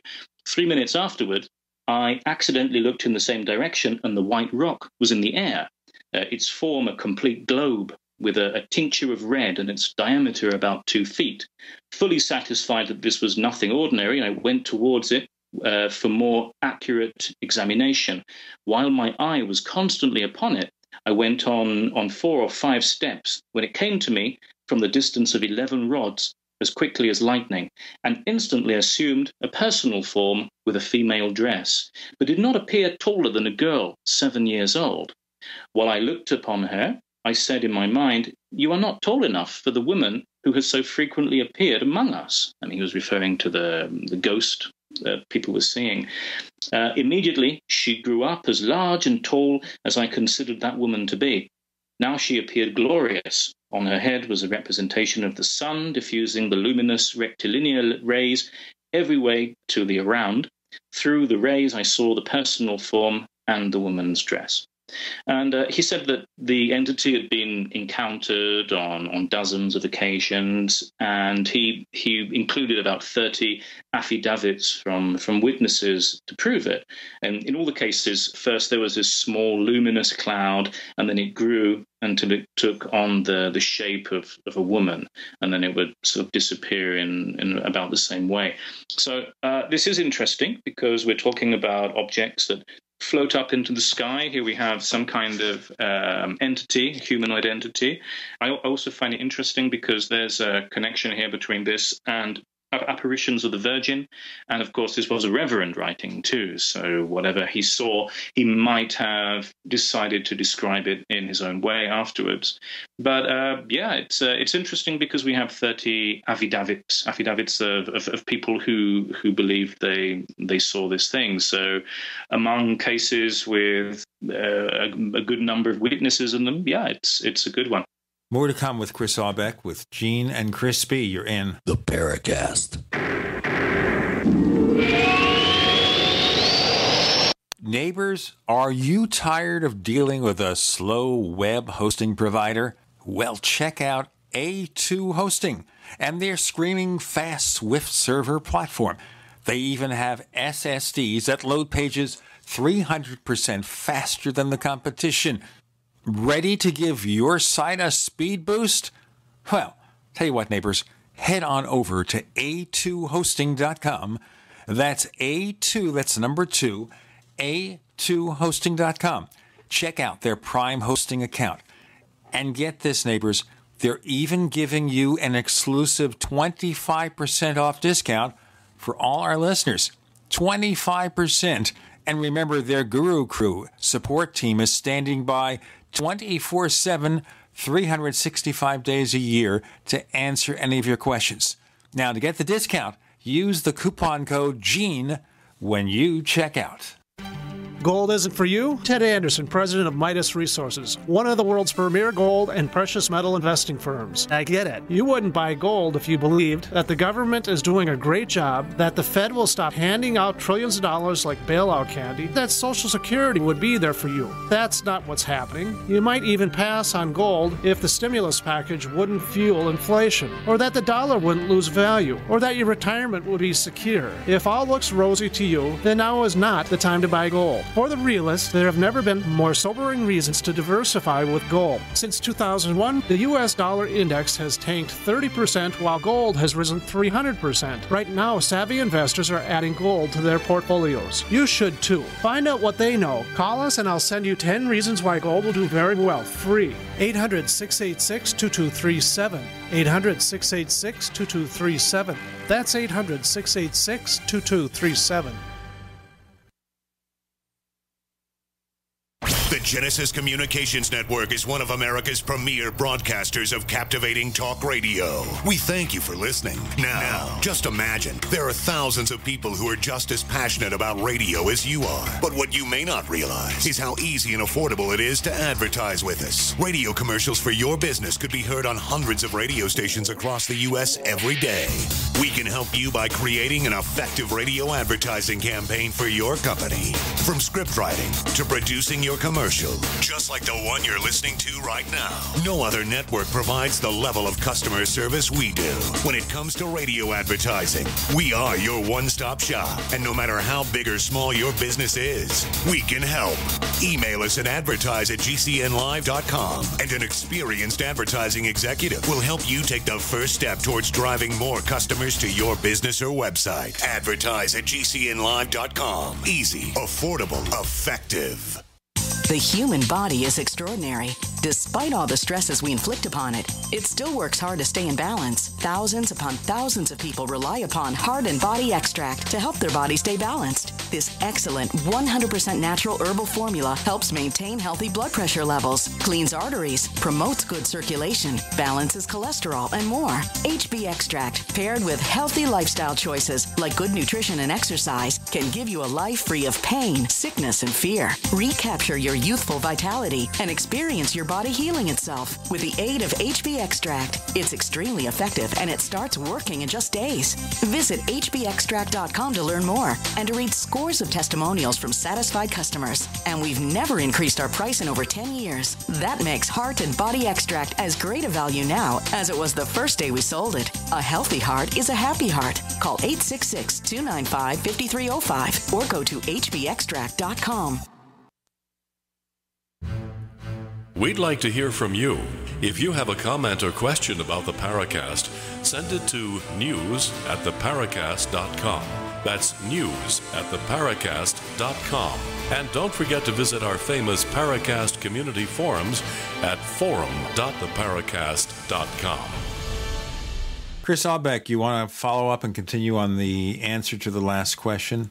Yeah, I was saying that it's very interesting, and it's a religious apparition in a sense, or at least it would be for a reverend who sees a kind of a woman very easily interpreted as a virgin.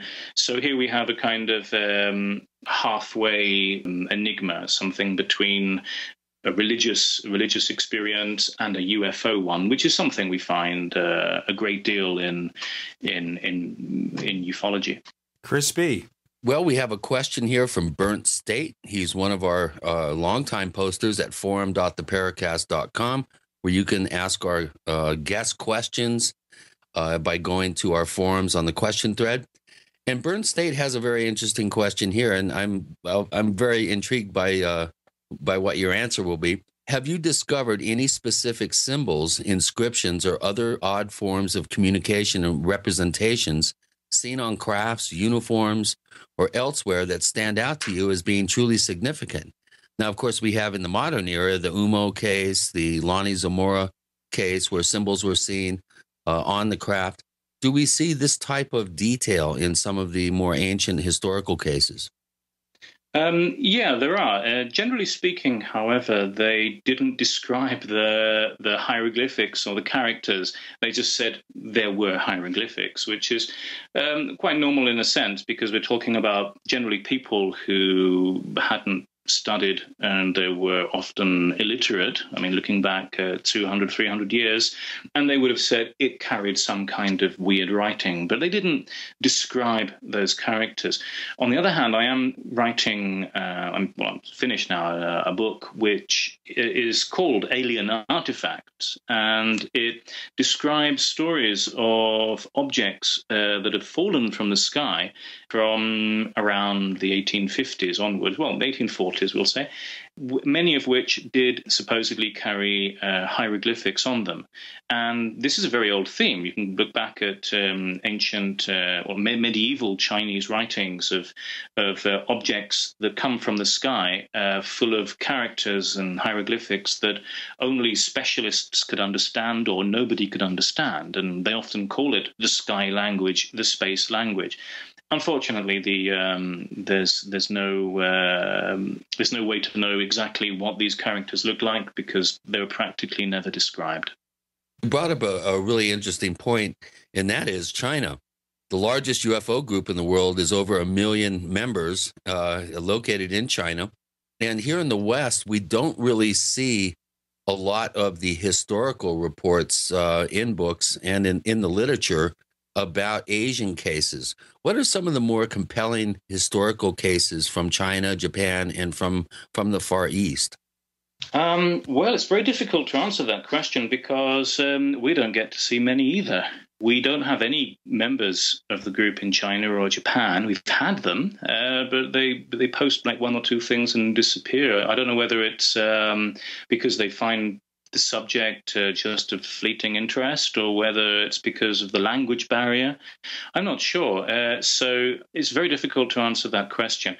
What is interesting for me is that the idea that the universe was populated by intelligent beings is equally old in medieval China and Japan and so on as it is in Europe, because we've speculated about the possibility that the universe is full of life since the ancient Greeks. It's been an important theory discussed by philosophers and scholars over the centuries. This is nothing new at all.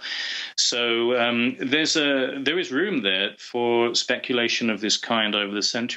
But we just haven't received enough material from people in Asia. It's something that I really would like to see. There is science fiction in Asia, even about invasions of people on the moon, from the moon, and so on. So I mean, it is an idea which does go back to at least the 14th century in Asian books. And I started studying Chinese a few years ago, and hopefully in about 150 years, I'll have a good enough level to sort of pick up these old medieval manuscripts and have a look for myself. Or hopefully Google will have advanced far enough by then to have made automatic translation, quite easy, which would probably mean that I'd lose my job. But still, it is what I'm looking for, really. I mean, we need this kind of information. You're funny in a very dry kind of way. Yeah, the translation function on Google is sometimes worth a few belly laughs at how certain things are translated. Well, here's a question from Flatwoods, who's been a long-time poster at forum.theparacast.com, but he very rarely comes out of the woodwork to ask questions of our guests, and he did for you. And he's wondering, have there been any sightings of UFOs or their occupants which correlate to historical outbreaks of famine or disease? Good question. Well, there is in a sense. I mean, there was this book written some years ago called Gods of Eden by a guy called William Bramley. He was a pseudonym. No one knows exactly who he was, as far as I know.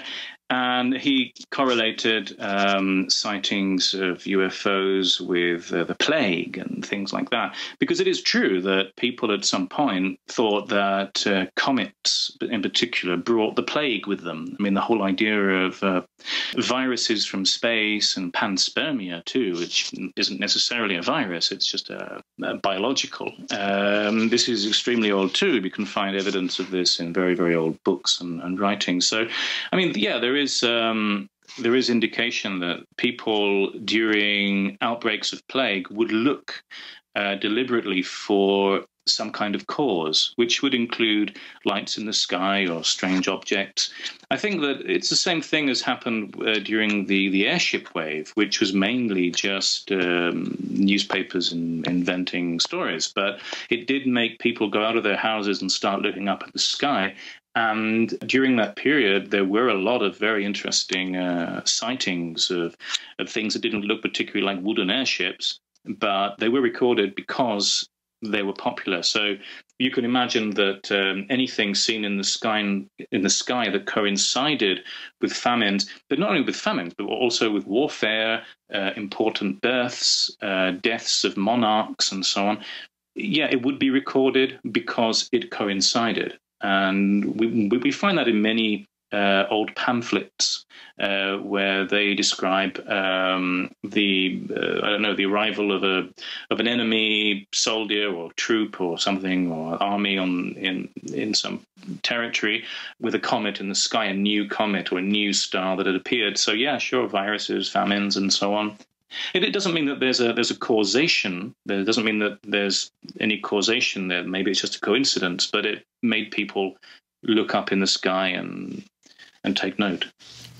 Let's take note of this. We have Chris Aubeck joining us. We're looking at UFOs in antiquity mostly, older UFO cases, predominantly those before the late 19th century.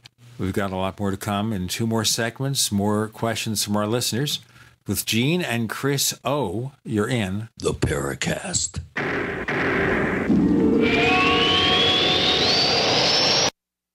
We are America's largest independently owned communications network, GCN.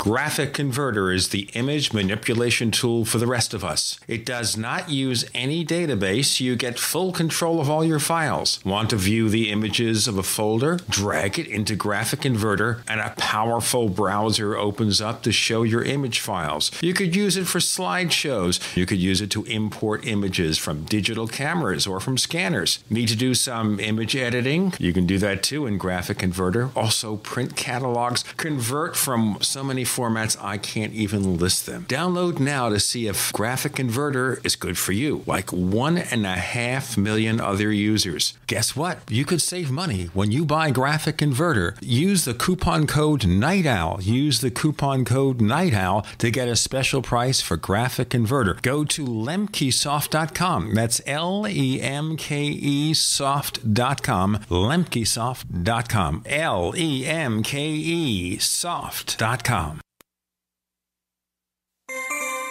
This alert just came in. This special announcement is for business owners and leaders of organizations who've been waiting for the right time to build. General Steel has made it impossible to wait any longer with rock-bottom prices that could save you thousands. That's right, General Steel, America's leader in pre-engineered structures, is offering buildings at prices you will never see again. Don't miss these prices. A 50 by 100 for $35,000. You heard right, that's 5,000 square feet for $35,000. Manufacturers, if you need a larger building, try a 100 by 100 commercial building for $129,000. You can't afford to rent with these prices. Imagine a 70 by 100 foot church building for under $69,000. With the economy improving and interest rates still at historic lows, you can't afford to wait. So call 866-91-STEEL. Lock in your price now. Call 866-91-STEEL. That's 866-917-8335. Summertime is save big time at Herbal Healer Academy. Long-term customers know summer is the time to stock up at herbalhealer.com. And for new customers, welcome to the web's best place to save on vitamins, minerals, and more. Log on for summer specials, including all sizes of colloidal silver, colloidal minerals, and intestinal freedom on sale. Choose from Herbal Healer's great variety of weight loss products like apple cider vinegar, Hoodia, and Metabolic Complex and Pro-Metabolic, all on sale now. Also, the anti-parasite intestinal freedom and Wormwood Plus Complex, plus stevia liquid sweetener and the super enzymes, all on sale for summer at herbalhealer.com. As always, we offer certificate correspondence courses in natural medicine. Enjoy same-day shipping and free online newsletter. Log on now to herbalhealer.com and look for summer specials to save big with our nation's leader in supplying quality natural medicine and education since 1988. Herbal Healer Academy. Hi, this is Larry Smith. Sometimes bad things happen to good people. When the cleaners ruined some special clothing, all they could do was show us a sign that said they weren't responsible. But when they got the letter from one of our Legal Shield attorneys, he promptly gave us a check for $1,152. Worry less and live more with lsprotection.com. That's lsprotection.com or call 855-340-SAVE. That's 855-340-7283. Results will vary from case to case. Hi, I'm Sam Nussbaum, WellPoint's Chief Medical Officer.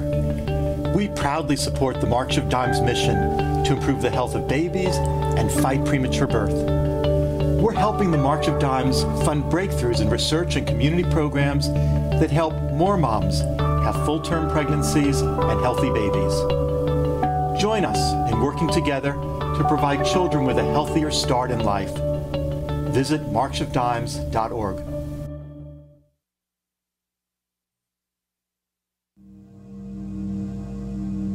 This is Leslie Kane, and I'm with the Coalition for Freedom of Information, and you are listening to the Paracast.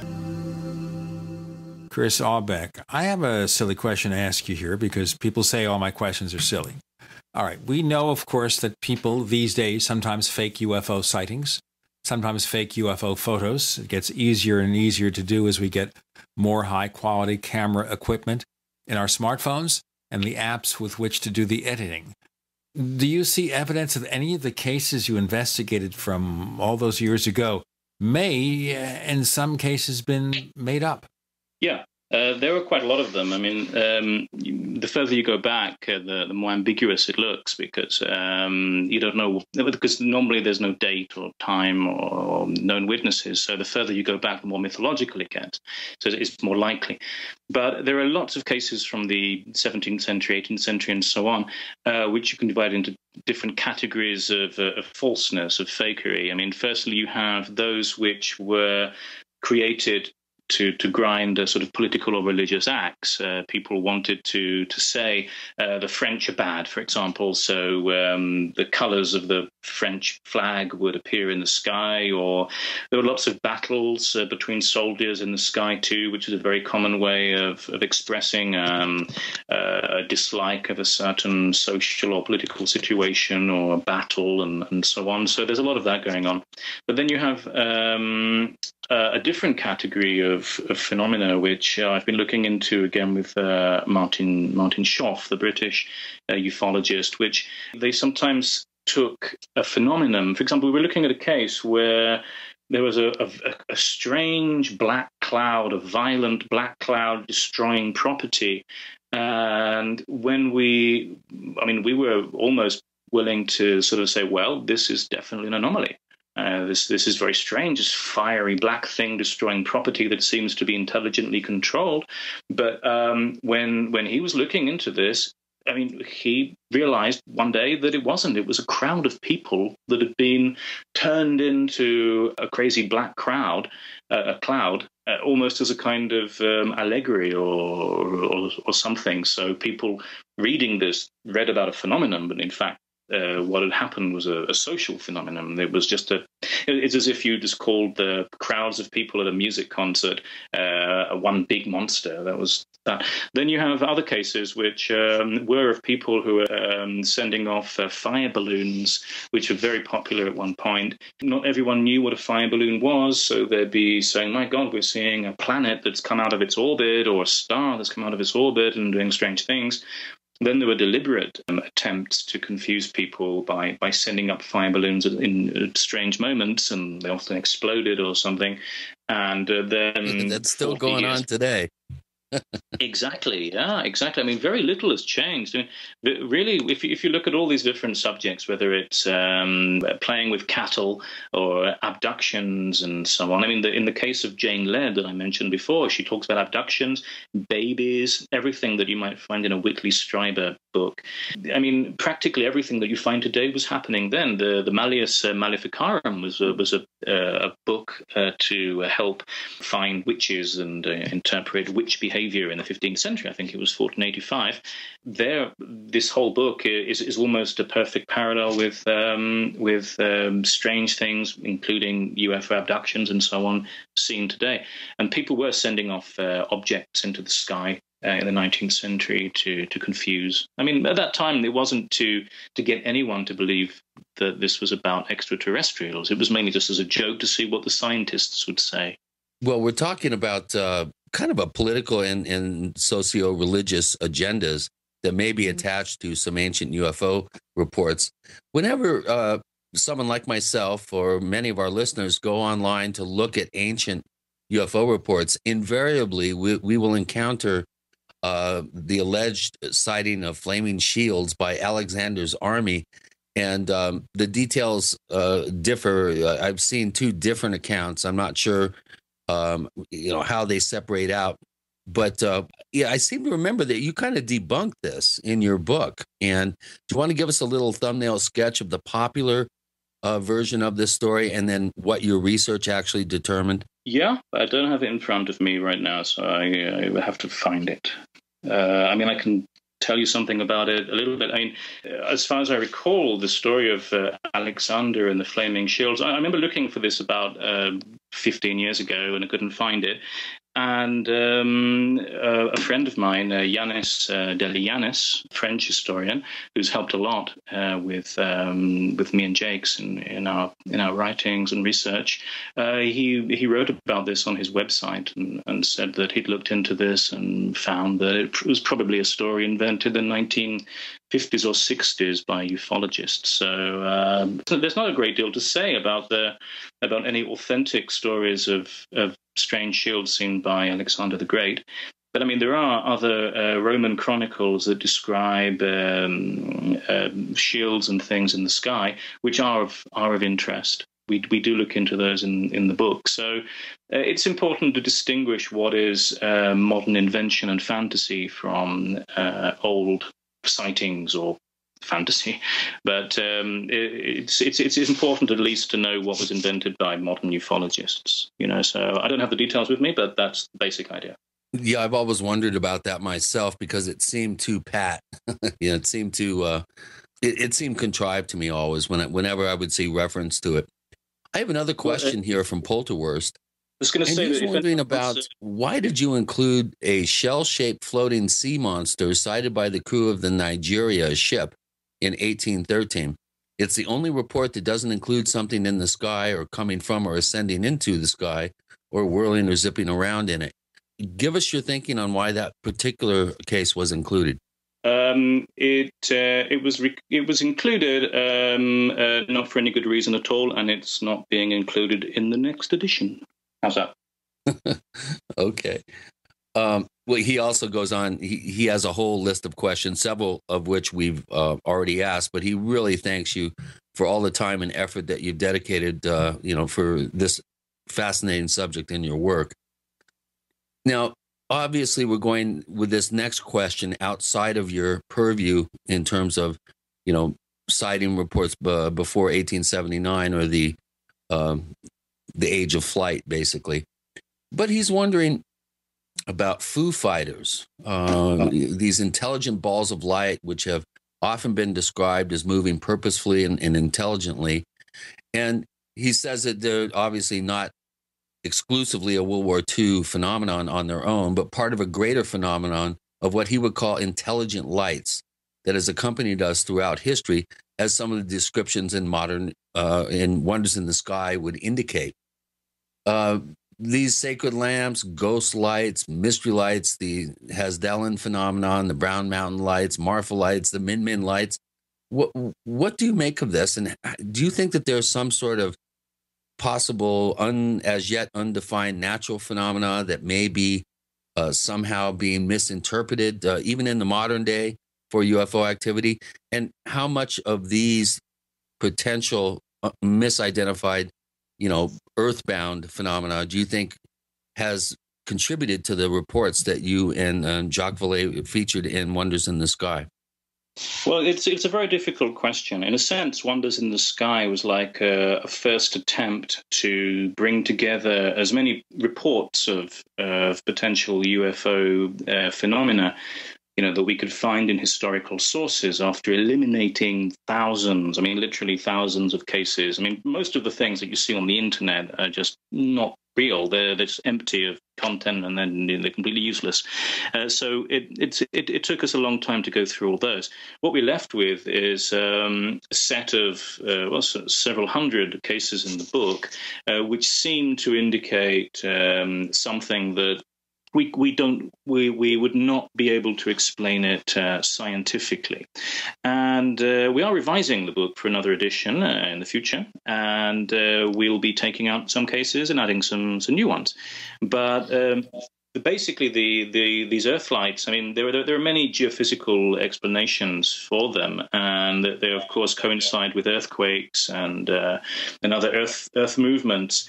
Let's go look at the Earth lights in our next segment with Chris Aubeck. And Gene and Chris O, you're in the Paracast. A little right, a little left, but always independent-minded. The Genesis Communications Network, GCN. Attack of the Rockoids has been well received by critics and readers alike. It's a thrill-a-minute story you'll never forget. A former U.S. military intelligence officer is haunted by intense dreams about a beautiful woman pleading for his help after a terrible battle in outer space. But the dreams turn out to be true and thrust him into a telepathic love affair with a woman whose faraway planet is intent on destroying the Earth. And now the gripping tale continues in The Coming of the Protectors. It's the second book of the Rockoids trilogy, a galaxy-spanning adventure that pits our hapless heroes against powerful, fanatical enemies that threaten the lives of freedom-loving beings everywhere. Attack of the Rockoids and The Coming of the Protectors, classic science fiction at its best, available now. For more details, visit rockoids.com. That's ROCKOIDS.com. Don't complain about your cable bill going up and up and up. Do something about it. Grab a pencil and jot down this special number, 1-855-905-MY-TV. The more cable TV rates go up, the better digital satellite TV looks. Say goodbye to the cable guy and get more of your favorite channels in 100% digital quality for less money. Call 1-855-905-MY-TV. Sign up for packages starting as low as $19.99, and there's no equipment to buy. You get free HD TV upgrade, a free DVR upgrade, and free professional installation. You control what you watch when you watch it. Record your favorite shows, pause and rewind live TV, even skip the commercials. Watch local channels too. At just $19.99, what are you waiting for? Pull out your major credit or debit card. Call 1-855-905-MY-TV. 1-855-905-MY-TV. Say goodbye to the cable guy. Cut costs and get more. 1-855-905-MY-TV. 1-855-905-MY-TV. What good is a big Berkey water filter? We get that question a lot here at BigBerkeyWaterFilters.com. And in a word, the answer is protection. Protection from water main breaks, E. coli contamination, environmental chemical spills, pesticide runoff, chlorine taste and smell, and all forms of fluoride. Plus, Big Berkey water filters are the original gravity water filter system and most trusted on the market for a reason.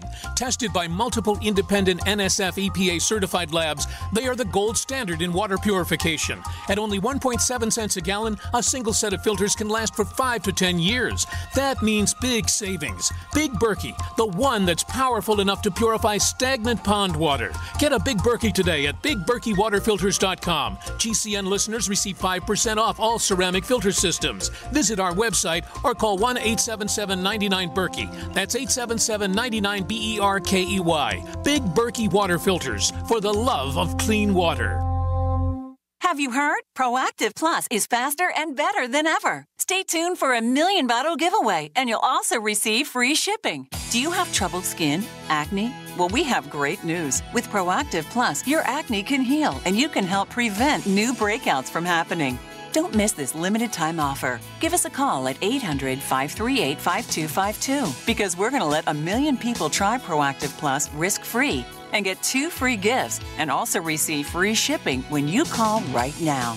You heard it. This offer won't last long. So call Proactive Plus now and you'll receive a 60-day risk-free trial of Proactive Plus, 2 free extras, and free shipping. Call 800-538-5252. This is our exclusive radio offer, never on TV. Get your risk-free 60-day trial of Proactive Plus with free shipping. That's right, free shipping. Don't wait. Call 800-538-5252. That's 800-538-5252.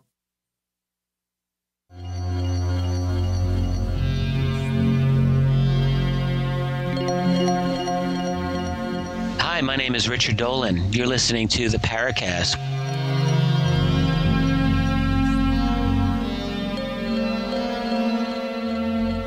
Earthlights, sometimes considered part of the UFO mystery, but quite likely maybe not. Chris Aubeck, continue, please.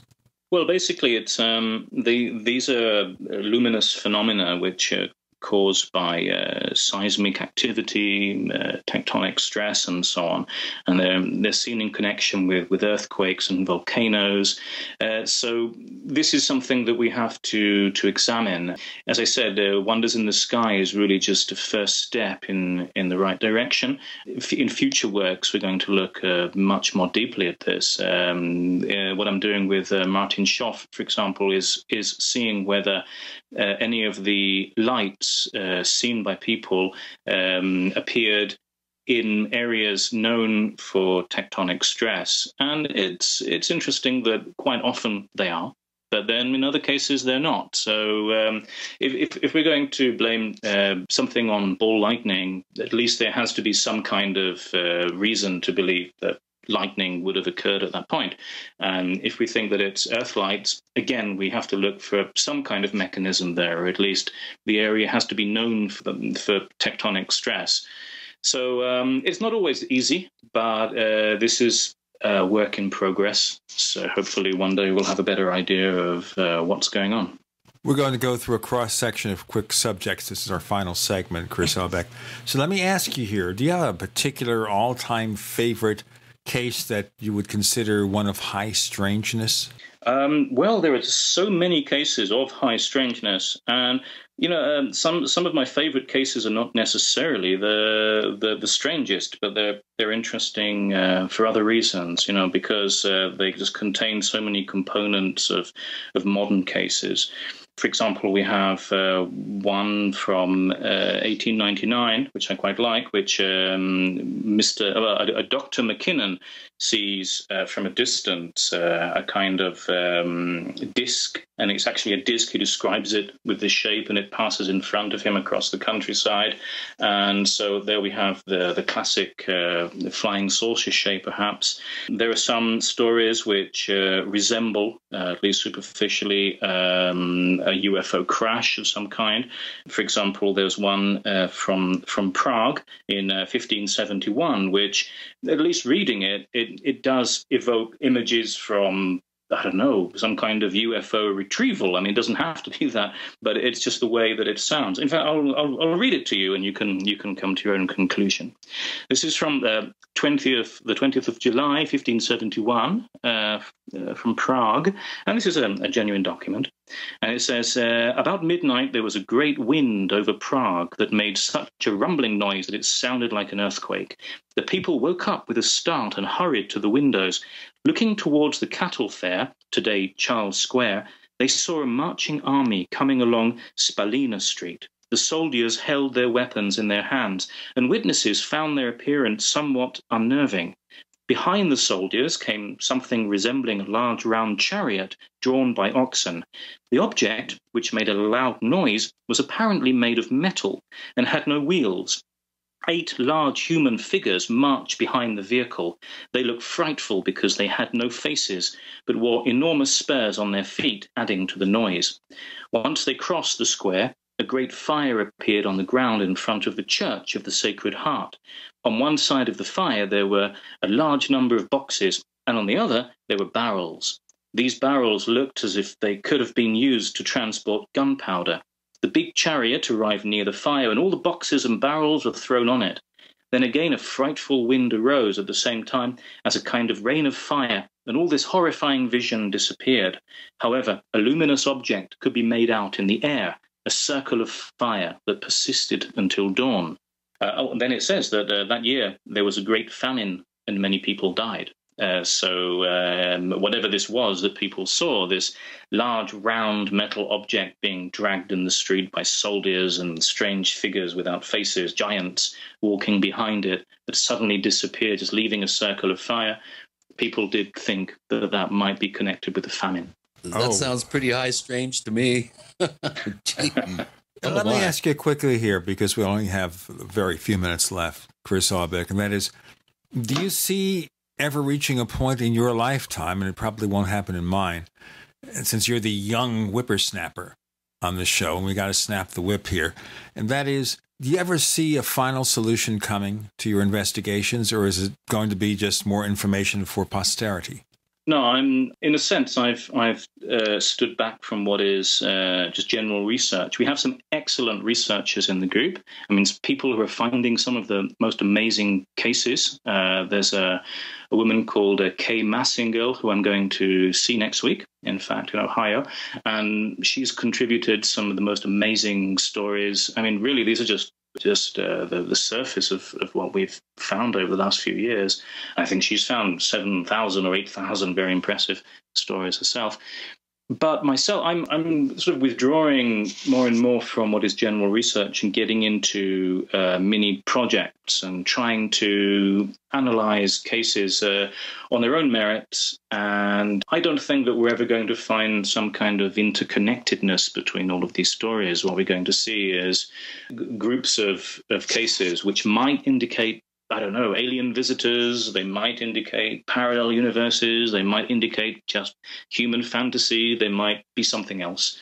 But there's always going to be a lot of mini projects in this way. And the real problem really is that there are too many people hoping that it's all connected in some way, and they connect cattle mutilations to I don't know what, which they're all very interesting on their own terms. But we have to step back and be a little bit more realistic and say, okay, we have this body of phenomena here, another body of phenomena over there. Each one has to be analyzed on its own terms, and we can't hope that everything is related. And that's the only way forward. I mean, that and using digital resources, which is what I use now, whether it's looking at ancient, old census records and digging up newspapers and maps and all kinds of things. It's the only way forward to look at this from the scientific point of view that many researchers complain doesn't exist because scientists don't pay enough attention to it. So that is, for me, the future of this subject. Where can we find more of the stuff that you do? Do you have a site that we can check out? I don't have a site. People can look me up in Facebook. They can find Chris Aubeck. There's only one other Chris Aubeck in the world, and he's a young guitar player in Germany. So I'd recommend they have a look at the face of the guy whose profile it is on the Facebook page, so not to inundate him with requests. But apart from that, they can have a look for Magonia Exchange in Google. They'll go to they'll find the Yahoo archive. They can become a member of the group, and they can receive exactly the same as what everybody else is receiving on a daily basis. And these days, I'm a little bit more flexible about the rules. So whoever wants to join doesn't need necessarily to start contributing things, because, I mean, after amassing this 40,000 item archive that we already have, I don't think anyone in their lifetime could raid that. It would be completely impossible. So if anyone wants to join, that's great. And they can find me on Facebook. Chris Aubeck, we want you back in the near future. A lot more to discuss, a lot more things that we didn't cover. Next week on the Paracast, by the way, we'll have Robert Salas. He has a new book out called Unidentified, the UFO Phenomenon, subtitled How World Governments Have Conspired to Conceal Humanity's Biggest Secret. That's Robert Salas. Of course, he was involved in the Malmstrom UFO case. That's coming next week. More to tell you here. If you want a free copy of Chris O'Brien's Secrets of the Mysterious Valley, here's what you do. Go to theparacast.com, theparacast.com, sign up for our weekly Paracast newsletter, and within a couple of days, we'll send out your link to download your copy of Secrets of the Mysterious Valley by Chris O'Brien. And by the way, Chris O'Brien has his own site, OurStrangePlanet.com, recently updated with a new cattle mutilation case that he and David Perkins have covered. So go to OurStrangePlanet.com. If you want to ask questions of our guests, here's another place to go to, theparacast.com, theparacast.com, or forum.theparacast.com. By the way, we have archives of every single show, every single episode of the Paracast, over 450 strong and growing. And one more thing, on Twitter, we're known as the Paracast. We are the Paracast on Twitter. Chris Aubeck, we really had a great time talking with you today. Thank you for joining us on the Paracast. Thank you for having me.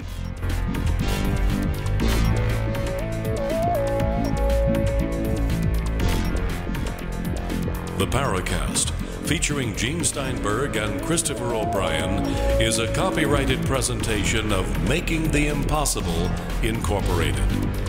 Tune in next week for a new adventure in The Paracast.